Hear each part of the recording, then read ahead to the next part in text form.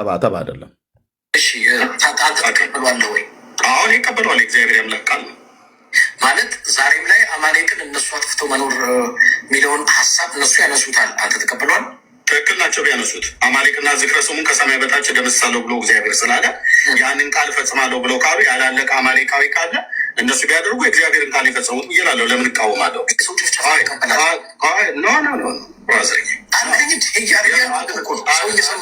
አሁን በእግዚአብሔር ቃል መሞገት ነው። ስለዚህ የአማሌቅን ዝክር ከፀሐይ በታች አጥፋ የሚለው አባባል ዛሬ እነሱ ቢተገብሩት ልክ ናቸው ብለህ ታምናለህ? ልክ ናቸው። ያው አማሌቁ አንዱ ሀያቶላ ነው። ስለዚህ እሱ እስራኤልን ማጥፋት አለብኝ በ15 ዓመት ውስጥ ብሎ ነበር። እሱ ቀድሞ ጠፋ ማለት ነው። ሀያቶላ ብቻ አይደለም ክፍሉ ናቸው ነው ብዬ ልክ እስራኤልን እስራኤል እንደ ኔሽን ትጥፋ ብራዘር። እኔ እንዴት እንደቆራረጠው ህጻናትማ እየታውቀው ነው። ህጻናቱን ጭምር አይደል የሚያስተምሩት። አሁን እስራኤል መጥፋት አለባት እያሉ እኮ አንተ አሁን ያንተ አቋም ህፃኑን ትንሹን መጥፋት አለበት እነሱ ስማማለህ ወይ? እነሱ እስራኤላውያንን ህፃናቱን ትልቁን ትንሹን አጥፉ ብሎ አደ በትምህርት ቤታቸው በመስጊዳቸው ሁሉ ጭምር ስልጣና የሚሰጧቸው መልስ የለውም። ው እስራኤል መጥፋት እሺ ሰላም ጠና ለምን አቋረጠ? አዎ እስራኤል መጥፋት አለባቸው ብለው በትምህርት ቤታቸው በመስጊዳቸው ሁሉ ጭምር አይደል የሚያስተምሯቸው የፍልስጤማውያን ህፃናት፣ የአረብ ህፃናት ሁሉ በሙሉ። አቤት ለምን ቆራረጥከው? ኤድሞንድን ሼር አድርጉት ካለህና ናግባ። አንደኛ ዲቤት ጥሬን ተቀበል። በእስራኤል ጉዳይ ላይ ለአንዴና ለመጨረሻ ጊዜ አስነጥሶ ይወጣልሃል። ቴዲ ሐዋሳ ቤት እንገናኝ ብዬ በባለፈው ጥሪ ሳቀርብ ዝም ብዬ ምንድነው በችኮላ ያለ ዝግጅት መስሎታል። በፈለግከው ሰዓት ላይ መልስልኝ። ቴዲ ሐዋሳ ቤት አንተ ካልቻልክ ሌላ ማለት ነው።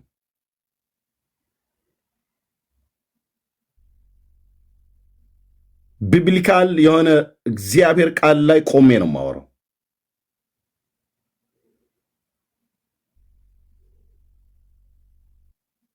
ሌላ ካለ ኤድሞንድም ይሄንን መቀበል አለበት። ይሄን ጥሪ ካቀረብ ቆይቻለሁ።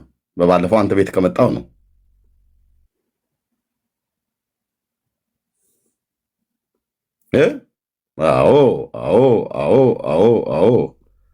አዎ የሀገሬ ሰው ወጥ በወጥ ነው የምትሆነው ብሎ ይላል። ወጥ በወጥ ነበራ የምትሆነው።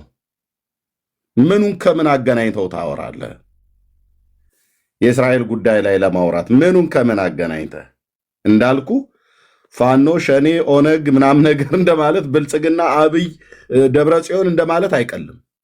ጌታቸው ምናምን ነገር እንደማለት አይቀልም እኮ ነው ብዬ ብለው አንዳንዴ አርፋችሁ ብትቀመጡ ጥበብ ሆነላችሁ ማለት ነው። አይ ብለህ ካልክ ግን ይኸው እኔ ኦፊሻል ዲቤት ጥሪ አቅርቤላለሁ። እስራኤልን በተመለከተ የምታደርገው ጦርነት ፍትሃዊ ነው አይደለም ብሎ የሚል በመጽሐፍ ቅዱስ በታሪክ ቆሞ ሊያወራኝ የሚችል ሰው ካለ ጴንጤ የሚሆን ኦርቶዶክስ የሚሆን ማንም ይሁን ሃይማኖቱን አልመርጥም፣ ግን ቆሞ እንደ እግዚአብሔር ቃል የሚያወራ ሰው ካለ ዌልካም በልልታና በጭብጨባ ቴዲ ሐዋሳ ቤት እንገናኝ። ጥሪ አቅርቤልሃለሁ፣ መልስልኝ። ለጥሪው ምላሽ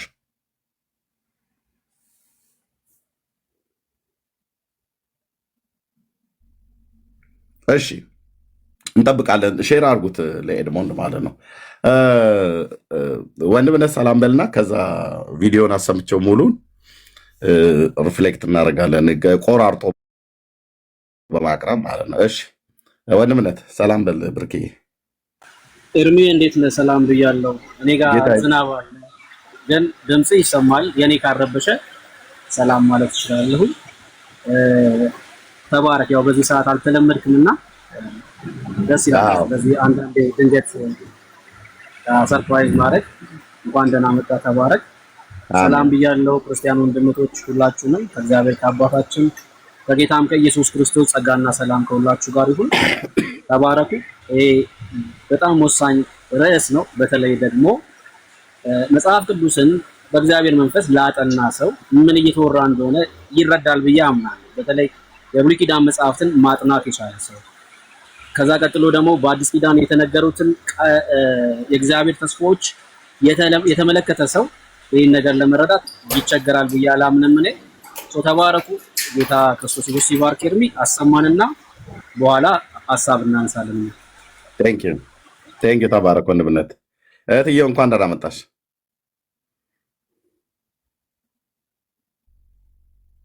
አለሽ ቆየ አለው። ሰላም ለእናንተ ይሁን። ሰላም ብያለሁ። አሜን። ስለሆን ክርም እየቀጥሉ ቴንክ ዩ ተባረኪ፣ ጸጋ ይብዛልሽ። እሺ አንዴ እንድገመውና ሙሉውን እንሰማዋለን። እሱ ምን ሪፍሌክት እንዳደረገ ማለት ነው። እና ለአባቶች ለቤተክርስቲያን አባቶች ይድረስልኝ ብለዋል። አድርሱለት። ለካውንስሉ ለኢትዮጵያ ወንጌላውያን ቤተክርስቲያናት የቀድሞ ፕሬዚዳንታችን መጋቢ ጻድቁ አብዶ የሚሆን አሁን ያሉት ፕሬዚዳንት አይ ቲንክ የእኔ ቤተክርስቲያን የጉባኤ እግዚአብሔር ቤተክርስቲያን ፓስተር እንደሆኑ ሰምቻለሁ። ብርኬ ስማቸውን ታውቃለህ?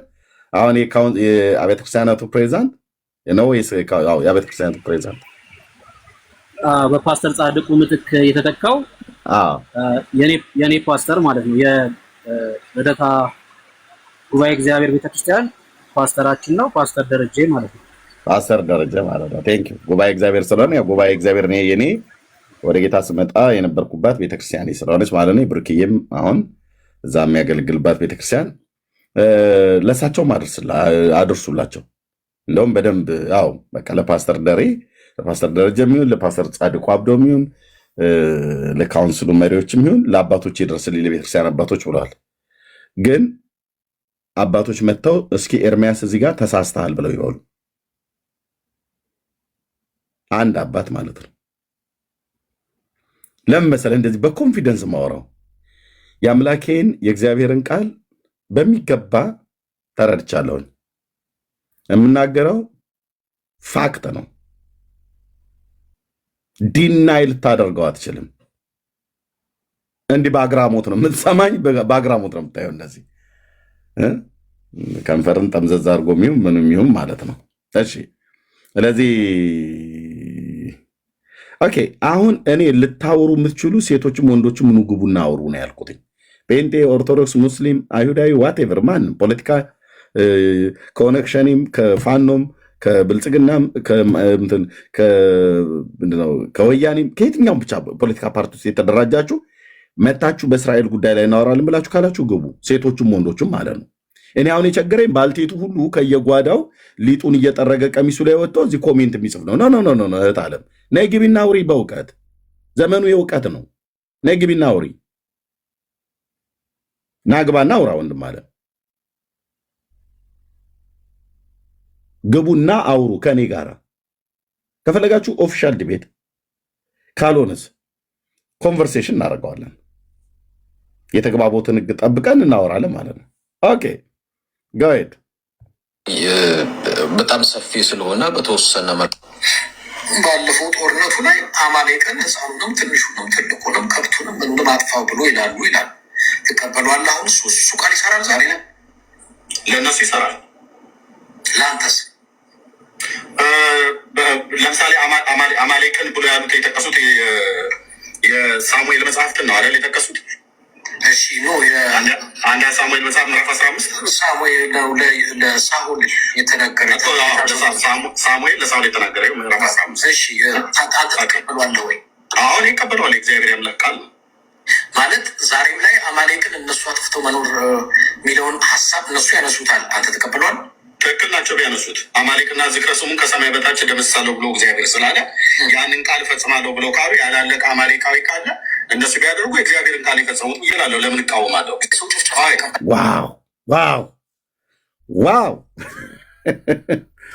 ዋው ወይ ለሳውል የተናገረ ምዕራፍ 15 እሺ ተቀበሏል ወይ? አሁን ይቀበሏል። ቴንክ ዩ ሎርድ።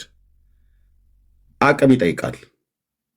አሁን ታች ኮሜንት ላይ የምትሯሯጡ ካላችሁ ኑ ግቡ።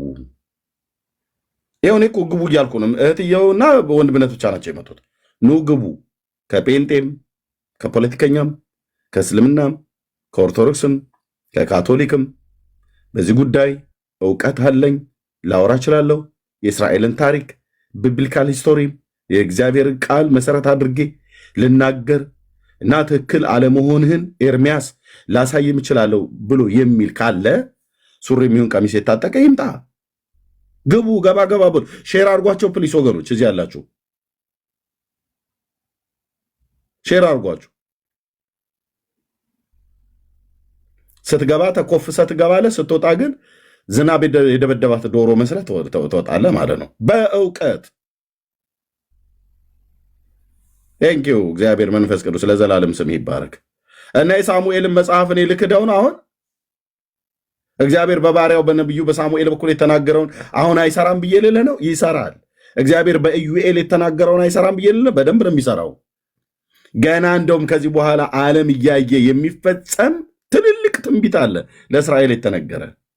ለምሳሌ እግዚአብሔር በአሕዛብ መንግስታት ላይ እንደሚፈርድ ታውቃለች። በእርግጥ የት ያልቃል? ዝም ብሎ እኮ ገለባ የሆነ ትውልድ እንደሚፈርድ ታውቃላችሁ። እግዚአብሔር በዓለም መንግስታት ላይ መሲሁ ክርስቶስ ሲመጣ ስለ እስራኤል ሊዋጋላት በሚመጣ ሰዓት ላይ በአርማጌዲዮን የሚሰበሰበውን ህዝብ እና ሰራዊት ክርስቶስ እንደሚያጠፋቸው ታውቃላችሁ። በሜጊዶ ሜዳ ላይ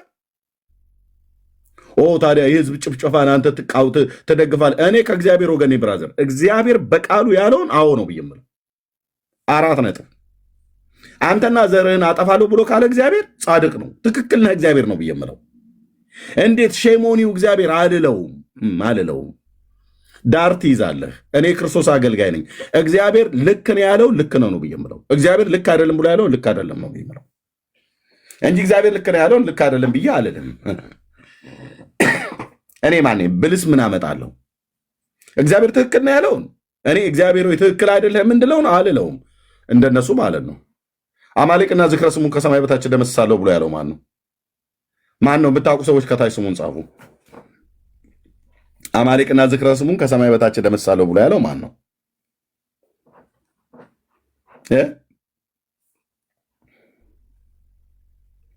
ማን ነው? የለም ይጽፍ የለም። ሼር ቢደረገው ብቻ የምጽፉት አይታይኝ መሰለኝ። እሺ አንድ ሰው እግዚአብሔር ብሏል። 2 ሰው እግዚአብሔር ብሏል። ጋድ እሺ እግዚአብሔር ነው አይደል? አዎ በቃ ኦኬ። አማሌቅና ዝክረ ስሙን ከሰማይ በታች እደመስሳለሁ ብሎ ያለው እግዚአብሔር አማሌቅን ሄደህ አጥፋ ብሎ ሳሙኤልን በሳሙኤል በኩል ሳኦልን የነገረው አንደኛ ሳሙኤል መጽሐፍ ምዕራፍ 15 ላይ ተናጋሪው ማን ነው? እግዚአብሔር አይደል? አዎ እግዚአብሔር ነው የተናገረው። ሳኦልን ቢልክ እግዚአብሔር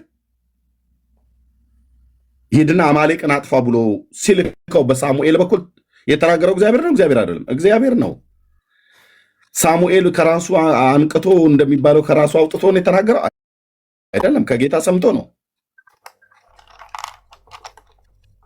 ስለዚህ ኤርምያስ ታዲያ እግዚአብሔርንና ባሪያውን ሳሙኤልን ሊተች አቅም አለው እንዴ? የለውም። ታዲያ ምን ይላል? እግዚአብሔርም የተናገረው ጌታም ጻድቅ ነው፣ ነቢዩ ሳሙኤልም ለሳኦል መልእክቱን ያስተላልፈው ጻድቅ ነው፣ ሳኦልም ይህን ድርጊት በመፈጸሙ ትክክል ነው። አቅም ይጠይቃል። ጴንጤ አቅም ይጠይቃል። ኦርቶዶክሳዊ ነኝ ብለህ አቅም ይጠይቃል። ማንም ሁን ማንም፣ ኤድሞንድ ፖለቲከኛም ሁኑ ማናችሁም ለማውራት ማለት ነው። እኔ የእግዚአብሔር ወገን ነኝ፣ የእግዚአብሔር ባሪያው ነኝ።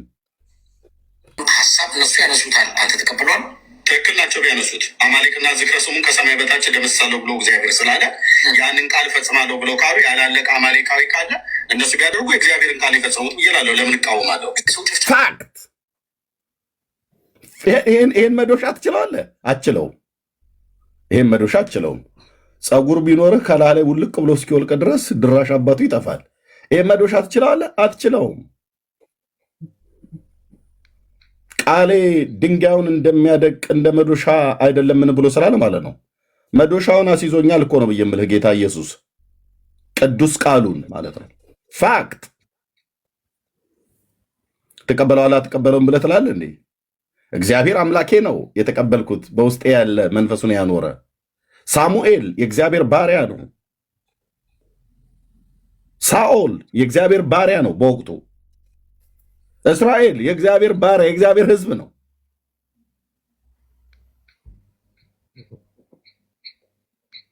እነሱ በትምህርት ቤትና በመስጊድ እስራኤልን መጨረስ አለብን ብለው ለልጆቻቸው ሲያስተምሩ ጽድቅ ነው። ማንም እነሱን አይቃወማቸውም። እስራኤል ግን ሊያጠፉኝ ያቀዱብኝን ቀድሜ ያጠፋለሁ ብላ ብትል እነኚህ ዛሬም እኔን ሊያጠፉ የሚሞክሩ አማሌቃዊ ናቸው ብላ ብትል ትክክል ናት። የእውቀት አቅም ይጠይቃል። ቤቴ ክፍት ነው። ማንንም ሰው አልመርጥም። ሴት ወንድ፣ ኑ ግቡ፣ ኑ ግቡ።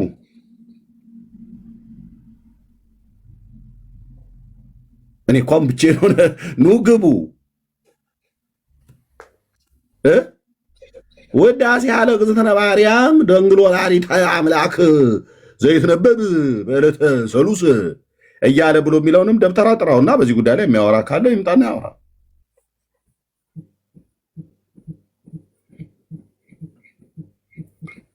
ገናናው እግዚአብሔር የአብርሃም የይስሐቅ የያዕቆብ አምላክ የሳሙኤል የዳዊት አምላክ የአባቶቼ የነቢያት አምላክ እጅግ አድርጌ አመሰግንሃለሁ።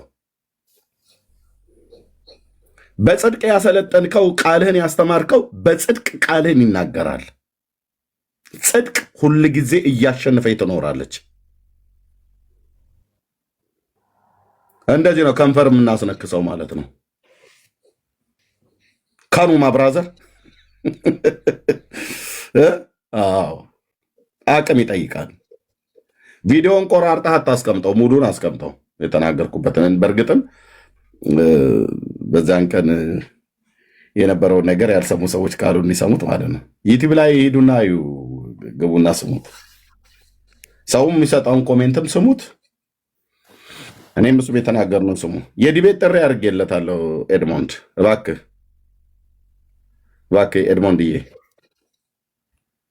ኤድሞንድዬ እባክህ በጌታ እለምንሃለሁ፣ የዲቤት ጥሪውን ተቀበል። እስራኤል በአጎራባቿም በርቀትም ካሉ አገሮች ጋር የምታደርገው ጦርነት ፍትሐዊ ነው? ፍትሐዊ አይደለም?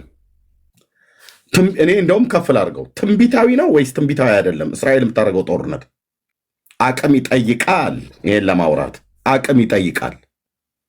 እግዚአብሔር ያስተማረው ይጠይቃል።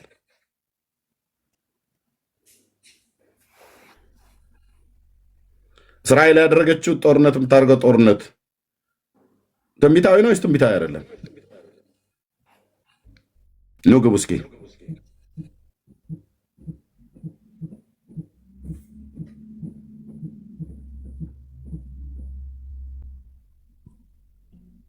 ኦኬ እሺ፣ ምክር ብሎ ይሰጣል። ጦርነቱ ላይ አማሌቅን ሕፃኑንም ትንሹንም ትልቁንም ከብቱንም ምንም አጥፋው ብሎ ይላሉ። ትቀበሏል? አሁን እሱ ቃል ይሰራል። ዛሬ ላይ ለእነሱ ይሰራል። ለአንተስ? ለምሳሌ አማሌቅን ብሎ ያሉት የጠቀሱት የሳሙኤል መጽሐፍትን ነው አይደል የጠቀሱት? እሺ ኖ አንድ ሳሙኤል መጽሐፍ ምዕራፍ 15 ሳሙኤል ነው ለሳኦል የተነገረ ሳሙኤል ለሳኦል የተናገረ ምዕራፍ 15። እሺ ተቀበሏለህ ወይ? አሁን ይቀበሏል። እግዚአብሔር ያምላክ ቃል ማለት ዛሬም ላይ አማሌቅን እነሱ አጥፍቶ መኖር የሚለውን ሀሳብ እነሱ ያነሱታል። አንተ ተቀበሏል? ትክክል ናቸው ቢያነሱት። አማሌቅና ዝክረ ስሙን ከሰማይ በታች ደመሳለሁ ብሎ እግዚአብሔር ስላለ ያንን ቃል ፈጽማለሁ ብለው ካሉ ያላለቀ አማሌቃዊ ካለ እነሱ ቢያደርጉ የእግዚአብሔርን ቃል ይፈጽሙት እየላለሁ። ለምን እቃወማለሁ?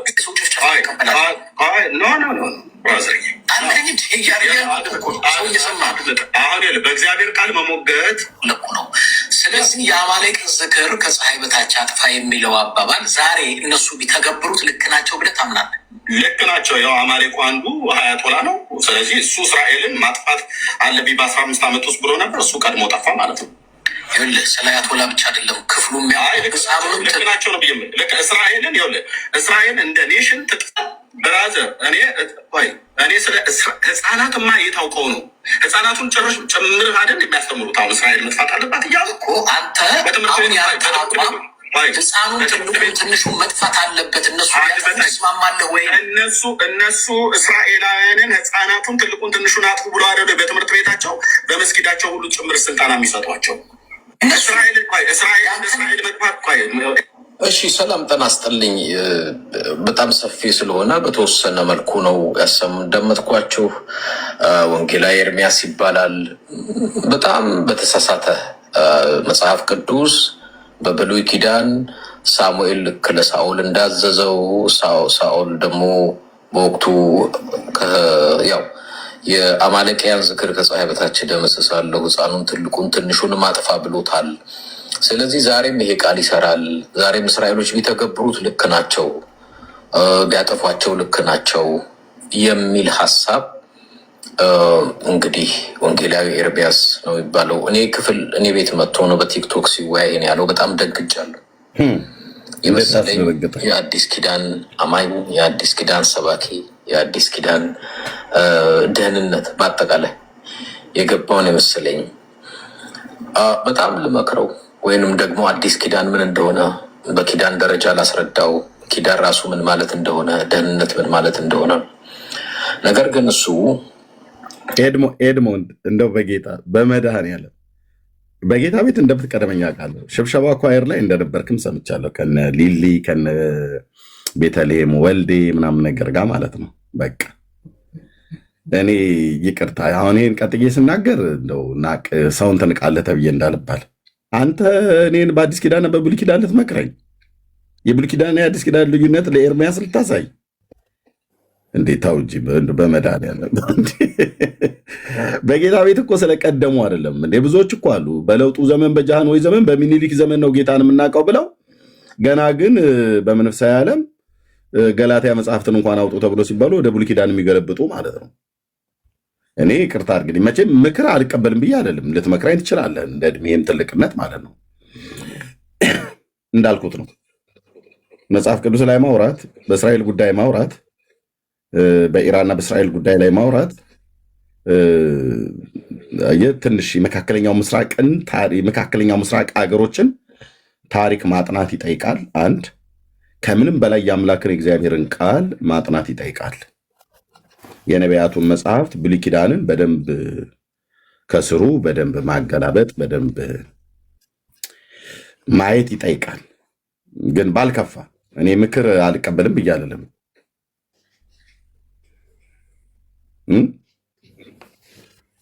ግን እንዴ አይ ተው እንጂ። እንግዲህ ወንጌላዊ ኤርሚያስ ነው የሚባለው። እኔ ቤት መጥቶ ነው በቲክቶክ ሲወያይ ያለው። በጣም ደንግጫለሁ። የመሰለኝ የአዲስ ኪዳን አማኝ፣ የአዲስ ኪዳን ሰባኪ፣ የአዲስ ኪዳን ደህንነት በአጠቃላይ የገባውን የመሰለኝ በጣም ልመክረው፣ ወይንም ደግሞ አዲስ ኪዳን ምን እንደሆነ በኪዳን ደረጃ ላስረዳው። ኪዳን ራሱ ምን ማለት እንደሆነ፣ ደህንነት ምን ማለት እንደሆነ። ነገር ግን እሱ አይ ቲንክ ብዙ ሊሰማኝ ፈቃደኛ አልሆነም። እንደሰማችሁት ነው በተወሰነ መልኩ ያሰቧችሁ። አሁንም ቢሆን አማሌቅ የተባለ በሙሉ መጥፋት አለበት፣ ያንን ቢያደርጉት ቢተገብሩት ልክ ናቸው ነው ያለው። ይሄ ኮምፕሊትሊ ስህተት ነው። ህዝብ እንደ ህዝብ ኢንፋክት ኤርሚያስ እንደተናገረው አያቶላ በምን ቃል መሰረት ነው ስህተት ነው ብሎ የሚለው? እኔ ትክክል ነው ብዬ ስል ከአንደኛ ሳሙኤል መጽሐፍት ምዕራፍ 15 ጋር በተገናኘ ነው። እግዚአብሔር ስላለ ያኔ የሚሆን አሁን የቀረ እህትየው ማይክሽን ዝጊው መስዬ መሲ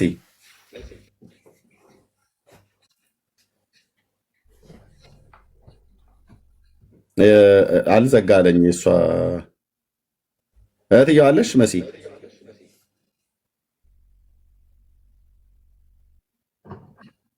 ኦፍ ሊሆን አልቻለም። እናስወርዳት በቃ ድንገት ስራ ላይ ስለምትሆን። ኦኬ ተመልሰሽ ከእንደገና አንተ ካለች አስገቧት። ኦኬ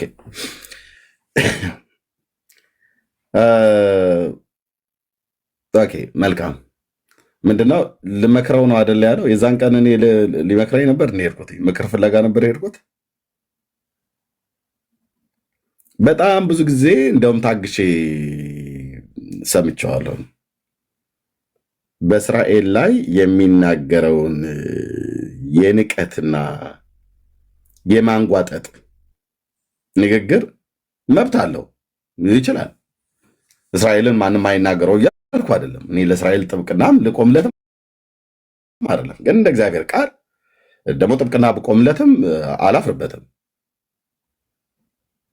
ግን በጣም ብዙ ጊዜ ማለት ነው የማያውቀውን መጽሐፍ ቅዱስን ገብቶ ሲዘባርቅ አይቼዋለሁ። ጌታ እግዚአብሔር ምስክር። በጣም ብዙ ጊዜ ብሉይ ኪዳን አጠቃላይ እኮ አሁን እኮ አይሰራም እኮ ብሎ የሚል እኮ ሰውዬ እኮ ነው። ይታያችሁ በመድኃኒዓለም መጽሐፍቶቹን ሁሉ የብሉይ ኪዳን መጽሐፍት አጠቃላይ አሁን በዚህ ጊዜ አይሰራም። በሳሙኤልም የተናገረው በኢሳያስም የተናገረው ብሎ የሚል ሰው የትኛው እንደተሻረ ነው የትኛው እንዳልተሻረ እንኳን የማያውቅ ሰውዬ ነው። እንዳልኩ በሀገር ውስጥም ፖለቲካ በውጭውም እኔ ትንተናውን ልስጥ፣ እናንተ ጭጭ ብላችሁ ስሙ ብሎ ባይ ነው። በጣም ብዙ ጊዜ ሲናገር ሰምቻለሁ በእስራኤል ላይ ፌር ያልሆነ ነገር።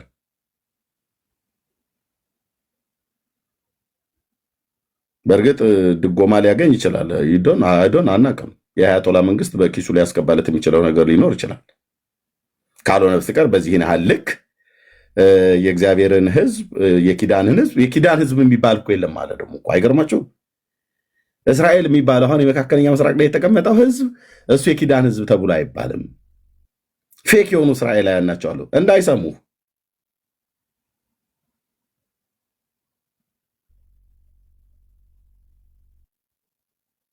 ድፍረት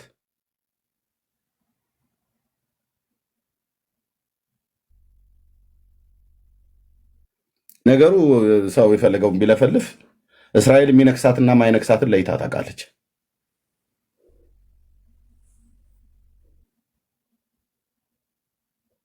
ኦኬ። እና በጣም መንፈሳዊ ነገር ላይ ገብቶ ማለት ነው። መንፈሳዊ ነገር ላይ እግዚአብሔር ቃል ላይ ገብቶ የማያውቀውን ሲዘባርቅ ነበር። አዎ በጌታ ይቀድመኛል፣ ግን የማያውቀውን ሲዘባርቅ ነበር። ብዙዎች አላችሁ። ለምን በዚህ ጉዳይ ላይ አንድ ሰው ታዝባችኋል? ለምን አንድ ሰው ከኤርሚያስ ጋር ለምን አያወራም? አይሁዳውያኑ ቤት ገብቼ የሚያወሩትን ላወራ ስገባ ይወርዳሉ ከገስት እስላም በለው በሙሉ ነው የሚንጠባጠቡት።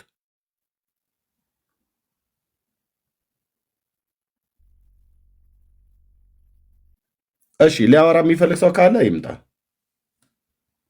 ዌልካም። ቢሆን እንደው እንዲድን ነው የምትጸልይለት። የተሰጠንን መንፈስ ማወቅ ተገቢ ነው። ህዝብ እንደ ህዝብ ይጥፋ አይባልም። ከልጅ እስከ አዋቂ ድረስ ያለውን ሕፃን ትልቅ ትንሹንም ከብቱንም አጥፋ ብሎ ሳሙኤል ለሳኦል ስላዘዘው በዛን ዘመን አሁንም አማሌቅ አለ። ስለዚህ አሁንም እነሱ ይህንን ቢተገብሩት ቢያጠፉ ልክ ናቸው ይላል። የአዲስ ኪዳን አማኝ ነኝ ብሎ ነው ወንጌል። ያኔ በሳኦል ዘመን እንደዛ አደረጉ። ኦኬ በሳሙኤል እጅ ነው። አጋግን በጌልጌላ ቆራረጠው ይላል እግዚአብሔር ቃል። በል እንግዲህ ሼሞኒዩ ዳውን ነቢዩ ሳሙኤል በለዋ። እኔ ግን አለውም የእግዚአብሔርን ቃል የፈጸሙት ያኔ ማለት ነው። ኦኬ ከዛ የተረፈ አማሌቃዊ ቢኖር እግዚአብሔር ያኔ በባሪያው በሙሴ በኩል ከዛሬ 3000 ምናምን ነገር ዓመት በፊት የተናገረው ዛሬ ማን የሻረው አማሌቃዊ ዝርያ ያለው ቢኖር እና የአማሌቃዊ ዝርያ ባይዞ የአማሌቅ ዝርያ አማሌቃዊ ማለት እስራኤል በምድር ላይ መኖር የለበትም ብሎ የሚል ዘር ነው። ልብ በሉ። አማሌቃዊ ማለት እስራኤል በምድር ላይ መኖር የማይገባ ህዝብ ነው ብሎ ሞት የሚያውጅበት ህዝብ ማለት ነው። አማሌቃዊ ማለት የግድ በዝርያ ከኤሳው ዘር ከኤዶም ዘር መውጣት እንኳን አይጠበቅበትም። ሐሳቡ ልክ አሁን የናዚ ጀርመንን ርዕዮተ ዓለም እንደሚያስፋፉ ሁሉ የአማሌቅን ዝር እንትን ምንድነው ርዕዮተ ዓለም የሚያስፋፋሉ። የግድ በስጋ አማሌቃዊ ላይሆን ይችላል። ትግራዋይ ሆኖ አማሌቃዊ፣ ኦሮሞ ሆኖ አማሌቃዊ ሊኖር ይችላል። አማራ ሆኖ አማሌቃዊ ሊኖር ይችላል። ምን ማለት ነው አማሌቃዊ ማለት? እስራኤል በምድር ላይ መኖር የለበትም ብሎ የሚል አስተሳሰብና ጽንፍ ረገጥ ርዕዮተ ዓለም ያለው ማለት ነው። ማን ነው ያ?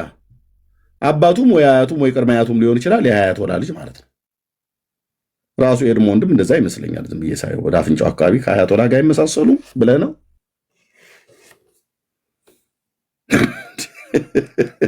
ምን ሆናችኋል?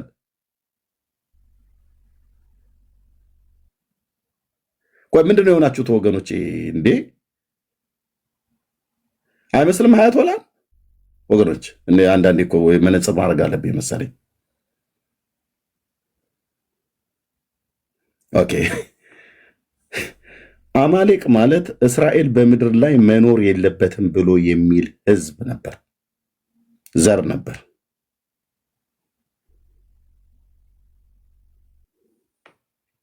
እስራኤል በምድር ላይ መኖር የለበትም ብሎ የሚለውን ህዝብ አንድም አይቃወምም። ራሱ ኤድሞንድ አይቃወምም። እስራኤል በፓርላማ ላይ ቢቢሲ እየዘገበ አልጀዚራ እየዘገበ ሲኤንኤን እየዘገበ የአረቡ ዓለማት ሚዲያዎች እየዘገቡ የሩቅ ምስራቅ ሚዲያዎች እየዘገቡ ከቴህራን ፓርላማ ላይ ሁሌ ሞት ለእስራኤል፣ ሞት ለእስራኤል፣ ሞት ለአሜሪካ፣ ሞት ለእስራኤል፣ ሞት ለእስራኤል፣ ዋናው እስራኤል ነው የሚፈልገው። በእርግጥ ሞት ለእስራኤል፣ ሞት ለእስራኤል እያለ ሲያውጅ የሚውለውን መንግስትና ህዝብ አስተሳሰቡን አንድ ቀንም አይቃወምም። ዳር ትይዛለህ፣ በእውቀት ታወራለህ። ናና አውራኝ፣ ናና አውራኝ። ማወራው መንፈሳዊ ነው፣ ማወራው መንፈሳዊ ነው። ከንፈር ያለ በዋል ግን በጌታ ነው የምለምነው። በእስራኤል ኢራን ጉዳይ ሊያወራ የሚችል ሰው አለ? መጽሐፍ ቅዱሳዊ በሆነ እውነት ና ቴንኪው። እንደው ሰው ባገኘው፣ እንደው በመድኃኒዓለም ሰው ባገኘው። ሰው ነው እኔ የምፈልገው። አሁን ሰው ነው የጠፋው አለ ከየትኛውም እምነት ኑ። እሺ ተመስገን። እንዴት ነህ? ሰላም ገና እግዚአብሔር ይመስገን። ጫጫታ ውስጥ ነው ያለው። ትክክል አይደለም። ኦኬ፣ አልሰማ። አይ እንደዚህ አይነት ቦታ ላይ የሆነ አይቻልም። በቃ እሺ፣ ወጣ ብዬ እንትን ነው። እሺ ውጣ። እንደዛ ሆነ ውጣና፣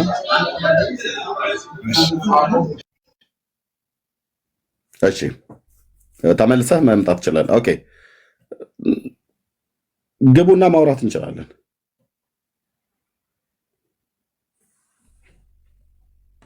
ግቡና ማውራት እንችላለን። ለአባቶች አድርሱልኝ ብሏል፣ አድርሱለት። ቀጥዬ የምነግርህ ግን እስኪ ኤርሚያስ ተሳስተሃል ብሎ የሚል አባት ይምጣና ሳሙኤል ላይ ቆሞ የነቢዩ የሳሙኤልን የነቢዩ የሙሴን የአባቶችን የነቢያትን ቃል ጠቅሼ ስሞግተው ተሳስተሃል ብሎ የሚል ፓስተር ካለ ይምጣ፣ አባቱም ካለ ይምጣ። ግልጽ እኮ ነው የማወራው። መድኃኒዓለም ምስክሬ ነው። ግልጽ እኮ ነው የማወራው አልኩሽ እህቴ፣ ግልጽ ነው የማወራው።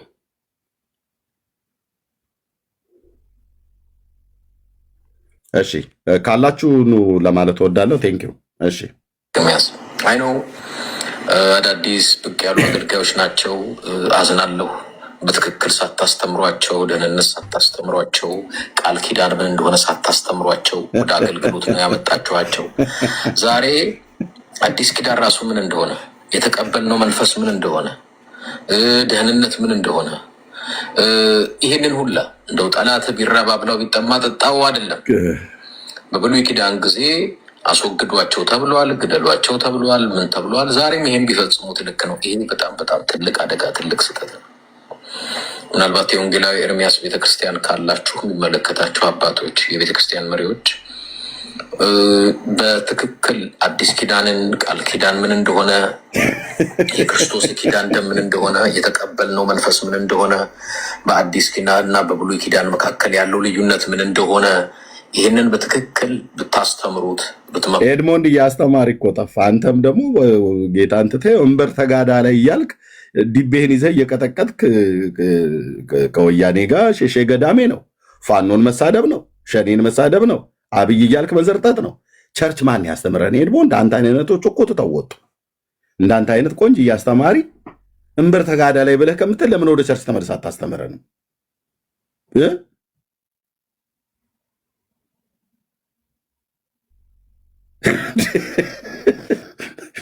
ለጌታ ተጠርቻለሁ ብለህ ካልክ በቃ ኦኬ፣ ለተወሰነ ጊዜ ስለ ህዝብ ተናግረህ ሊሆን ይችላል። ለምን መተህ ወደ ቸርች ተመልሰህ አታስተምረንም?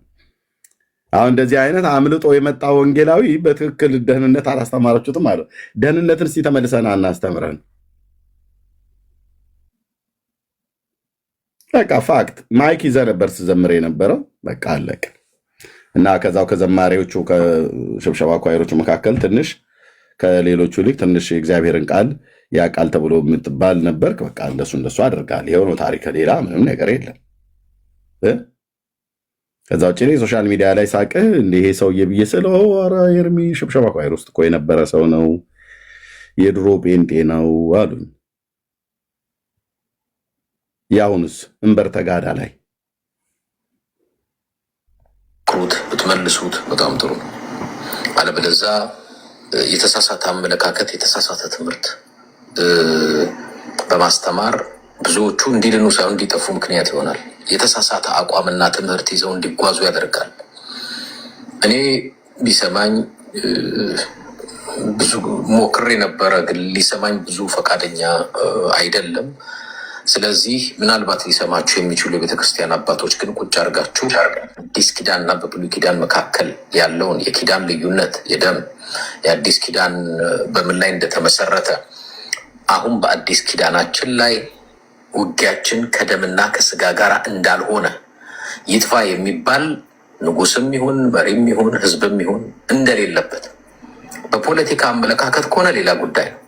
አንድ ሰው ግን በሃይማኖትና በእምነት አስተምሮ እንደ አማሌቅ ዛሬም ቢጠፉ የእግዚአብሔርን ቃል ነው የፈጸሙት ብሎ እስከ መናገር ድረስ ሲደፍር አንድ አዲስ ኪዳንን የማያምን ሰው ይህንን ቢል ችግር የለም። አትሊስት አዲስ ኪዳኑ ምን እንደሚል አያውቅም። አዲስ ኪዳን የምህረት ኪዳን፣ የፍቅር ኪዳን በንስሐ ኢየሱስ ክርስቶስ በሞቱ በርባን ነፍሰ ገዳይ የነበረውን በርባን ነፃ እንዲወጣ እንዲለቀቅ እኮ አድርጎታል። ከኢየሱስ ክርስቶስ ጎን የተሰቀሉ ነፍሰ ገዳዮች በምህረት እኮ አንደኛውን አድኖታል። አዲስ ኪዳን ገዳይም የሆነ ወንበዴ በምህረት ማዳን ነው። ይለቁ ይጥፉ አማሌቅ ናቸው አያቶላም እነሱም እንደዚህና እንደዛ ቢሆኑ ብሎ ማለት ይሄ ኮምፕሊትሊ የአዲስ ኪዳን አስተሳሰብ ትምህርት አመለካከት አይደለም። እንደነኛ ሰዎች ናቸው አመካሪ ሆነው የሚመጡት ማለት ነው። እኔ አሁን የሀገር ውስጥን አልናገርም ብዬ ነው። ይሄ ሰውዬ የአማራ ህዝብ መጥፋት አለበት እያለ ሲናገር ነበረ ሶሻል ሚዲያ ላይ። የኦሮሞ ህዝብ ማለቅ አለበት እያለ ሲናገር ነበረ ይሄው ሰውዬ ማለት ነው። እና እሱ ታዲያ ብሉይ ኪዳናዊ ነው አንተ ስትናገር? ኧረ ኤድሞንድ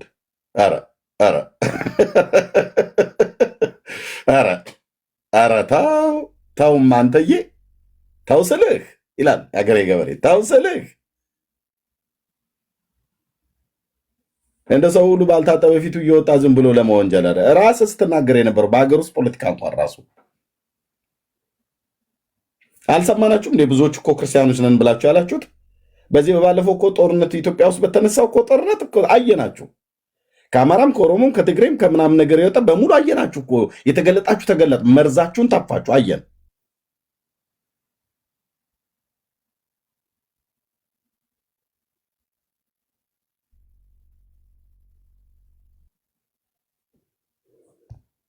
ወንጌላዊ ኤርሚያስ ፈቃደኛ ከሆንክ በብዙ ልረዳህ እችላለሁ።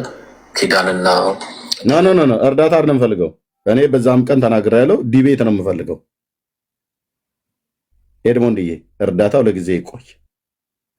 ዲቤት በእስራኤል ኢራን ጉዳይ ጦርነቱን እስራኤል የምታደርገው ፍትሐዊ ነው አይደለም? ትንቢታዊ ነው አይደለም? ብሉይ ኪዳናዊ ነው? የእግዚአብሔር ቃል ይደግፈዋል አይደግፈውም? ኦኬ ዲቤት ብዬ ጥሪ አቅርቤልሃለሁ። ቴዲ ሐዋሳ ቤት እንድንገናኝ ስታገኙት ይህን ሰው የኤርሚን ዲቤት ተቀበል ብላችሁ በሉት። በመጽሐፍ ቅዱስና በታሪክ እስራኤልን ማለት ነው እና ኢራንን ወር ሰጠዋለሁ እንዲያጠና በመጀመሪያ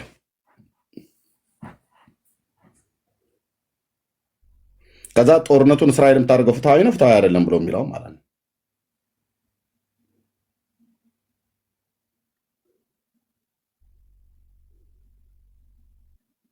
ኖ ግሎሪያ ብዬ አሁን እንደዛ አይደለም። ኖ ቆይ በጣም ብዙ ጊዜ እንትን ሲደነፋ ነበር እስራኤል ላይ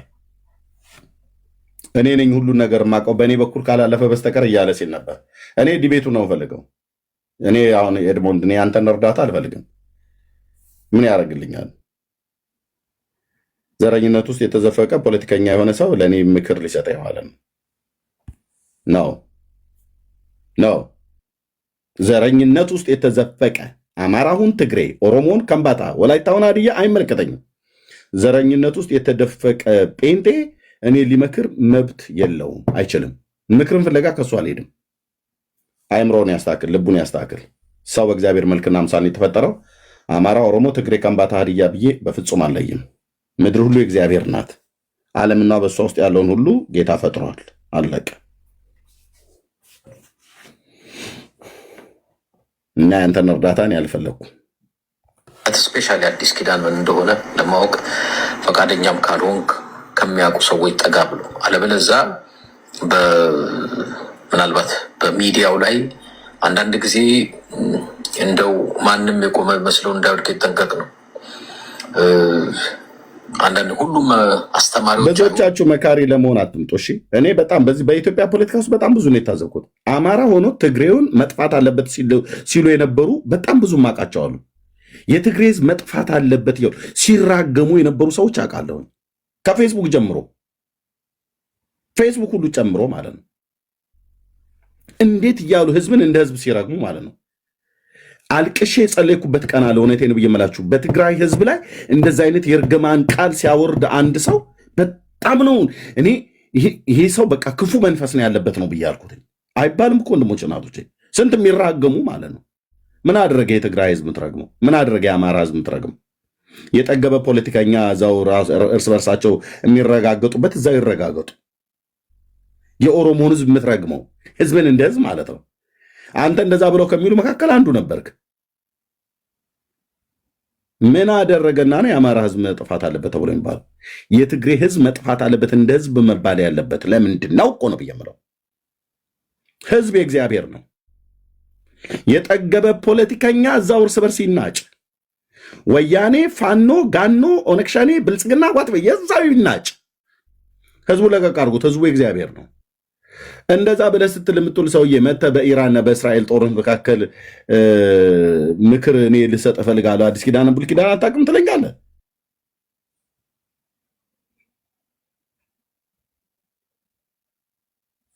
አይባልም። መጀመሪያ የምታወራውን ሰውዬ ማን እንደሆነ ማወቅ አለብህ የሚለው ለዚህ ነው። እና በጣም ነው የደነገጥኩት። የፖለቲካ አቋሜ ነው ቢል ችግር የለብኝም። የፖለቲካ አመለካከቴ ነው ቢል ችግር የለብኝም። ይሄን ግን መጽሐፍ ቅዱሳዊ ስላደረገው ነው። እኔ ፖለቲከኛ አይደለሁማ። እኔ የእግዚአብሔር ቃል ሰባኪ ነኝ። ጉዳዩ መጽሐፍ ቅዱሳዊ ነው። የማን የኢራንና የእስራኤል ጉዳይ መጽሐፍ ቅዱሳዊ ነው፣ መንፈሳዊ ነው። ልብ በሉ፣ መንፈሳዊ ነው። ከድሮ ዘመን ጀምሮ እስካሁን ሰዓት ድረስ ፖለቲካማ አይደለም። እኔ ፖለቲካ ቢሆን እጄን አጣጥፌ ይቀመጣለሁ። ምን አገባኝ ብዬ ይቀመጣለሁ።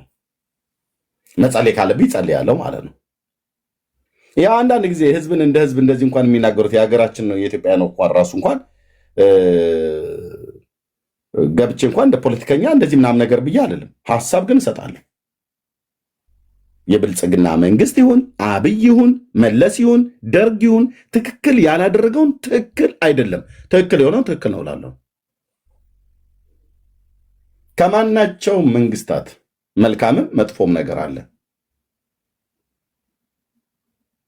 እኔ እስካሁን ድረስ በቅርብም በርቀትም ያሉት ጠቅላይ ሚኒስትር መለስ ዜናዊ አሁን እሳቸው ሞተዋል።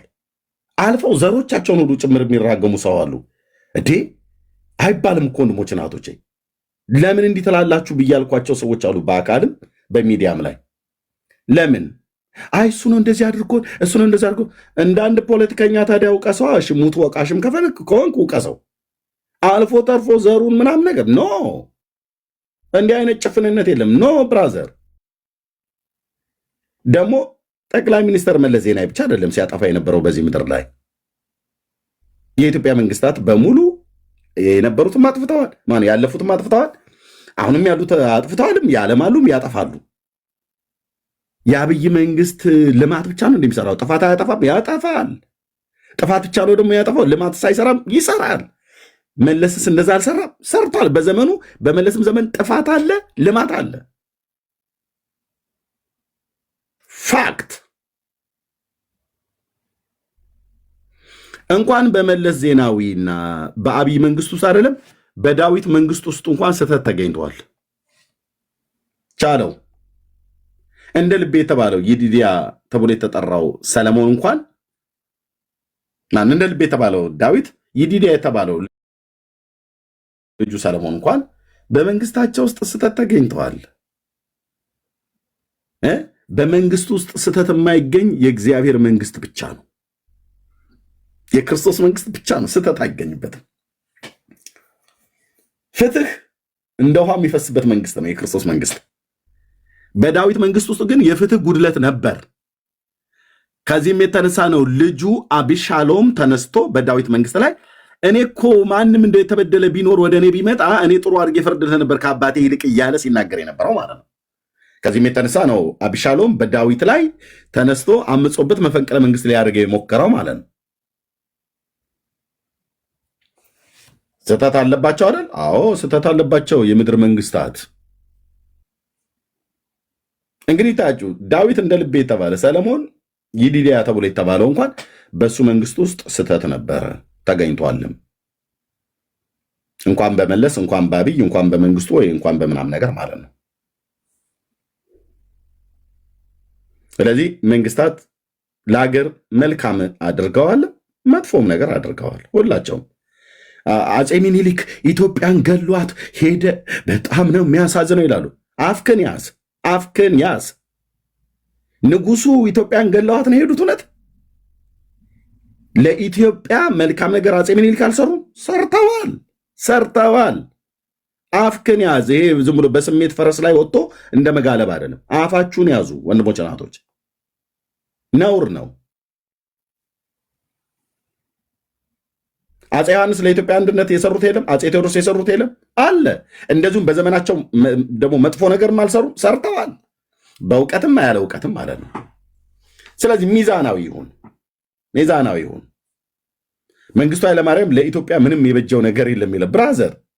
እኔ ሀገር እንኳን ብትሄድ ደቡብ ምስራቅ ኦሮሚያ ክልል ላይ ብትሄድ በመንግስቱ ኃይለማርያም ዘመን ነው አንድ መዓት የደን ክምችት ከምስራቅ አርሲ እስከ ምዕራብ ሐረርጌ ድረስ ማለት ነው።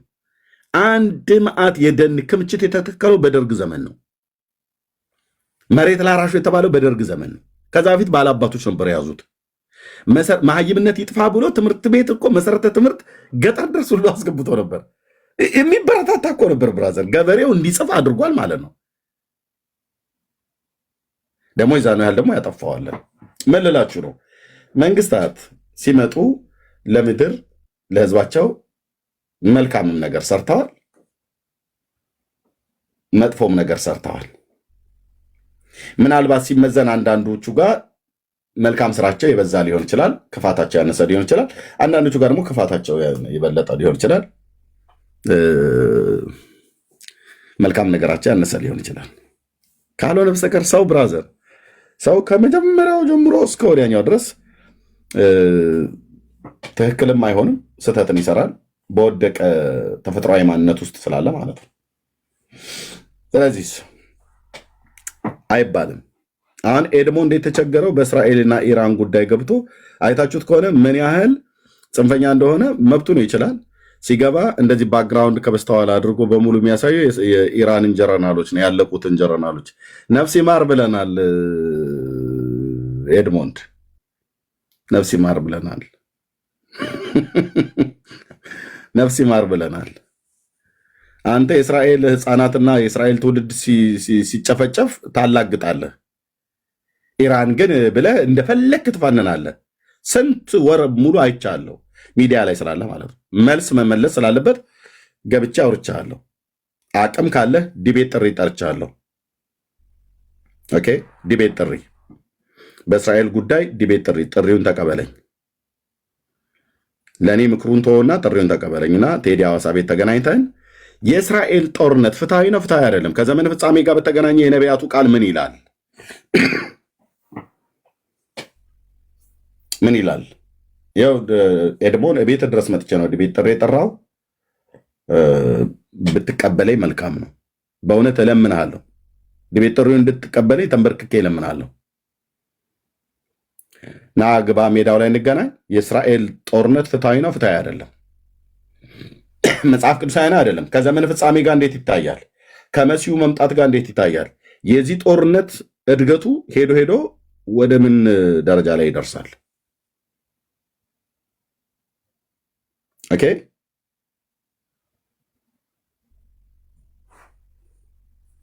ምክሩ ይቅር። አይ እነዚህ የሚጠፉት ሰዎች አማሌቅ ናቸው። አማሌቅ ደግሞ በመጽሐፍ ቅዱስ በአንደኛ ሳሙኤል ይጥፋ ተብሏል። ስለዚህ አሁንም ቢያጠፏቸው ልክ ናቸው ነው ያለው። የእግዚአብሔርን ቃል ፈጽመዋል ነው ያለው። ደንግጫለሁ በጣም። ለምን ትደነግጣለህ? በጣም ነው የደነገጥኩት። በቃ አንድ የአዲስ ኪዳን አማኝ ደግሞ አገልጋይ ስላለኝ ነው የደነገጥኩት። ምዕመና ነኝ ቢለኝ አትሊስት ወደፊት ተምሮ ይደርሳል ብዬ አትሊስት ተስፋ ይኖረኛል። አገልጋይ ከሆነ የእሱ መሳት ብቻ ሳይሆን እሱ የሚያስታቸው እጅግ በጣም ብዙ ሊኖሩ እንደሚችሉ ገምታለሁ። ያስደነገጠው ምንድነው? ዘግይታችሁ የገባችሁ ሰዎች ልብ በሉ። መግቢያው ላይ ወደዚች እመልሳለሁ፣ ወደ ሲጋ እመልሳለሁ። መግቢያው ላይ ምንድነው ያወራኝ? ባለፈው ጦርነቱ ላይ አማሌቅን ሕፃኑንም ትንሹንም ትልቁንም ከብቱንም ምኑንም አጥፋው ብሎ ይላሉ ይላል። ትቀበሏለህ? አሁን እሱ ቃል ይሰራል ዛሬ ላይ ለእነሱ ይሰራል። ለእነማ ይሰራል ነው ያልኩት? ለእነማ ይሰራል ነው ያልኩት? ለእነሱ ይሰራል ለማለት እስራኤላውያኑ። ምክንያቱም የአዲስ ኪዳንን ጌታ ኢየሱስ ክርስቶስን ሁሉም አይቀበሉምና ማለት ነው። ቅሬታዎቹ ያሉት ናቸው እንጂ የሚቀበሉት አብዛኛው አይሁዳዊ አይቀበሉትም ጌታን እንደ መሲህነት። በብሉይ ኪዳን ላይ ናቸው ያሉት። አዲስ ኪዳን የሚባል ነገር አያውቁም። ኢየሱስን አይቀበሉም። ኢየሱስ እንደተወለደ ከመካከላቸው ቢያውቁም ግን እሱን አዳኝ ነው መሲህ ነው ብለው የተቀበሉት ቅሬታዎቹ ናቸው እንጂ ያሉት አብዛኛው ግን እንደ ኔሽን እንደ ህዝብ ግን አልተቀበሉትም። ስለዚህ የሳሙኤል መጽሐፍ ምዕራፍ 15 ላይ የሳሙኤል መጽሐፍ ብቻ አይደለም ብሉይ ኪዳን ላይ እስራኤል ከአሕዛብ መንግስታት ጋር ስላደረገችው ጦርነትና ስለምታደርገው ጦርነት መጽሐፉ ይፈቅድላታል አይፈቅድላትም ነው ወገኖች። ከታይ ጻፉ። መጽሐፉ ይፈቅድላታል አይፈቅድላትም? እኛ የተቀበልነውን አዲስ ኪዳንን የግድ ይቀበሉ ብለህ አትበል። ቢቀበሉ ደስ ይለኛል። እኔም ወንጌል የምሰብካቸው ለዚህ ነው። ደግሞም ጌታ እግዚአብሔር ይባረክ ሰብኪያቸው ጌታን የተቀበሉ አሉ። ይፈቅድላታል አይፈቅድላትም? ብሉይ ኪዳን ከሙሴ መጽሐፍት እስከ ሚልኪያስ ድረስ እስራኤላውያን ይፈቅድላቸዋል? ማቴዎስን የግድ ተቀበል ትለዋል? እንደ አይቀበልልህም። ይፈቅድላቸዋል አይፈቅድላቸውም? ይፈቅዳል። ይህን እኮ ግልብ የሆነ እኮ ጴንጤ ነው። እኛ አሁን ግራ ያጋባል። እንደሱ አይነት ማለት ነው። ቁጭ ብሎ የማይማሩ የማያውቁ አየ ግድ ሉቃስን መቀበል አለብህ። ሉቃስን እነሱ አይቀበሉልህም። ቢቀበሉ ደስ ይለኛል። ቢቀበሉ አየህ ለእነርሱ ይፈቅድላቸዋል። ለእኔ ያልኩኝ ኖ። ጥያቄውን ስሙት። ባለፈው ጦርነቱ ላይ አማሌቅን ሕፃኑንም ትንሹንም ትልቁንም ከብቱንም ምኑንም አጥፋው ብሎ ይላሉ ይላል። ትቀበሏለህ? አሁን እሱ ቃል ይሰራል ዛሬ ላይ ለእነሱ ይሰራል። ለአንተስ? ለምሳሌ አማሌቅን ብሎ ያሉት የጠቀሱት የሳሙኤል መጽሐፍትን ነው አይደል? የጠቀሱት አንድ ሳሙኤል መጽሐፍ ምዕራፍ 15 ሳሙኤል ነው ለሳኦል የተነገረ ሳሙኤል ለሳኦል የተናገረ ምዕራፍ 15 ተቀብሏለህ ወይ? አሁን ይቀበሏል። እግዚአብሔር ያምላካል ፋክት ማለት ዛሬም ላይ አማሌቅን እነሱ አጥፍተው መኖር የሚለውን ሀሳብ እነሱ ያነሱታል። አንተ ተቀብሏል? ትክክል ናቸው ቢያነሱት። አማሌቅና ዝክረ ስሙን ከሰማይ በታች እደመስሳለሁ ብሎ እግዚአብሔር ስላለ ያንን ቃል እፈጽማለሁ ብለው ካሉ ያላለቀ አማሌቃዊ ካለ እነሱ ቢያደርጉ የእግዚአብሔርን ቃል የፈጸሙት እየላለሁ። ለምን እቃወማለሁ? 4 ነጥብ እቃወማለሁ ብሎ የሚል ጴንጤ ካለ ይምጣና ያወራ ከኔ ጋር። ሳሙኤል ነው የምትቃወመው ወይስ በሳሙኤል በኩል በባሪያው በኩል የተናገረውን እግዚአብሔር ነው የምትቃወመው አንተ? የእግዚአብሔር ቃል ከ1000 ዓመት በኋላ ኤክስፓየርድ ሆኖ የሚጠፋ አዲስ ኪዳን ላይ ሲመጣ የብሉይ ኪዳን ቃል የተረሳ የሸተተ የገማ የበሰበሰ ሆኖ ይቀር ይመስላል? እግዚአብሔር ስለ እስራኤል የተናገረው እግዚአብሔር በአሕዛብ መንግስታት ላይ የተናገረው በባሪያዎች አቅም ይጠይቃል። አቅም ይጠይቃል። ማንም ሰው እስራኤል የምታደርገው ፍትሐዊ ይኸው እኔ ኦፊሻል ጥሪ ያቀርባለሁ። ኤድሞንድ ቴዲ ሐዋሳ ቤት እንገናኝ። አንተም ቢካልክ ሌሎች ልታወሩ የምትችሉ ካላችሁ ከእስልምና ከጁዳይዝም ከየትኛውም ሁን ከጴንጤ ከካቶሊክ ከማናቸውም ነው እስራኤል የምታደርገው ጦርነት ቢብሊካል ነው አይደለም? ትንቢታዊ ነው ትንቢታዊ አይደለም? ከነገረ ፍጻሜ ጋር እንዴት ይታያል? ና እግዚአብሔር በረኞች ማሳፈር ልማዱ ነው። በዚህ እረኛ ያሳፍርሃል። ዲቤት ጥሪ አቅርቤልሃለሁ። ዲቤት ጥሪውን ተቀበል እንጂ ኔታንያሁ እያሉ መሳደብ አይደለም። ፓርላማ ላይ ያልጸደቀን ነገር ያውም እሳቸውም ያልተናገሩትን ነገር ማለት ነው። አንድ የተናደደ አይሁዳዊ ገብቶ ቤትህ አግባብ ያልሆነ ነገር ስትናገር እስራኤል ደመጣጭ ነው እያልክ ስትናገር ገብቶ አንድ አይሁዳዊ ተናግሮ ሊሆን ይችላል። ያ እንደ አይሁዳዊ ገብቶ ስለተናገረ የእስራኤል ሕዝብ ግን እንደዛ ተናገረ፣ መንግስት በቃ በፓርላማ ደረጃ ጸደቀ ተብሎ አይባልም። እስራኤልን እንደ ሕዝብ እናጥፋ ብሎ ያለውን የአያቶላን መንግስት አትቃወሙ እኮ እኛን ቁጭ ብለን እጃችንን አጣጥፈን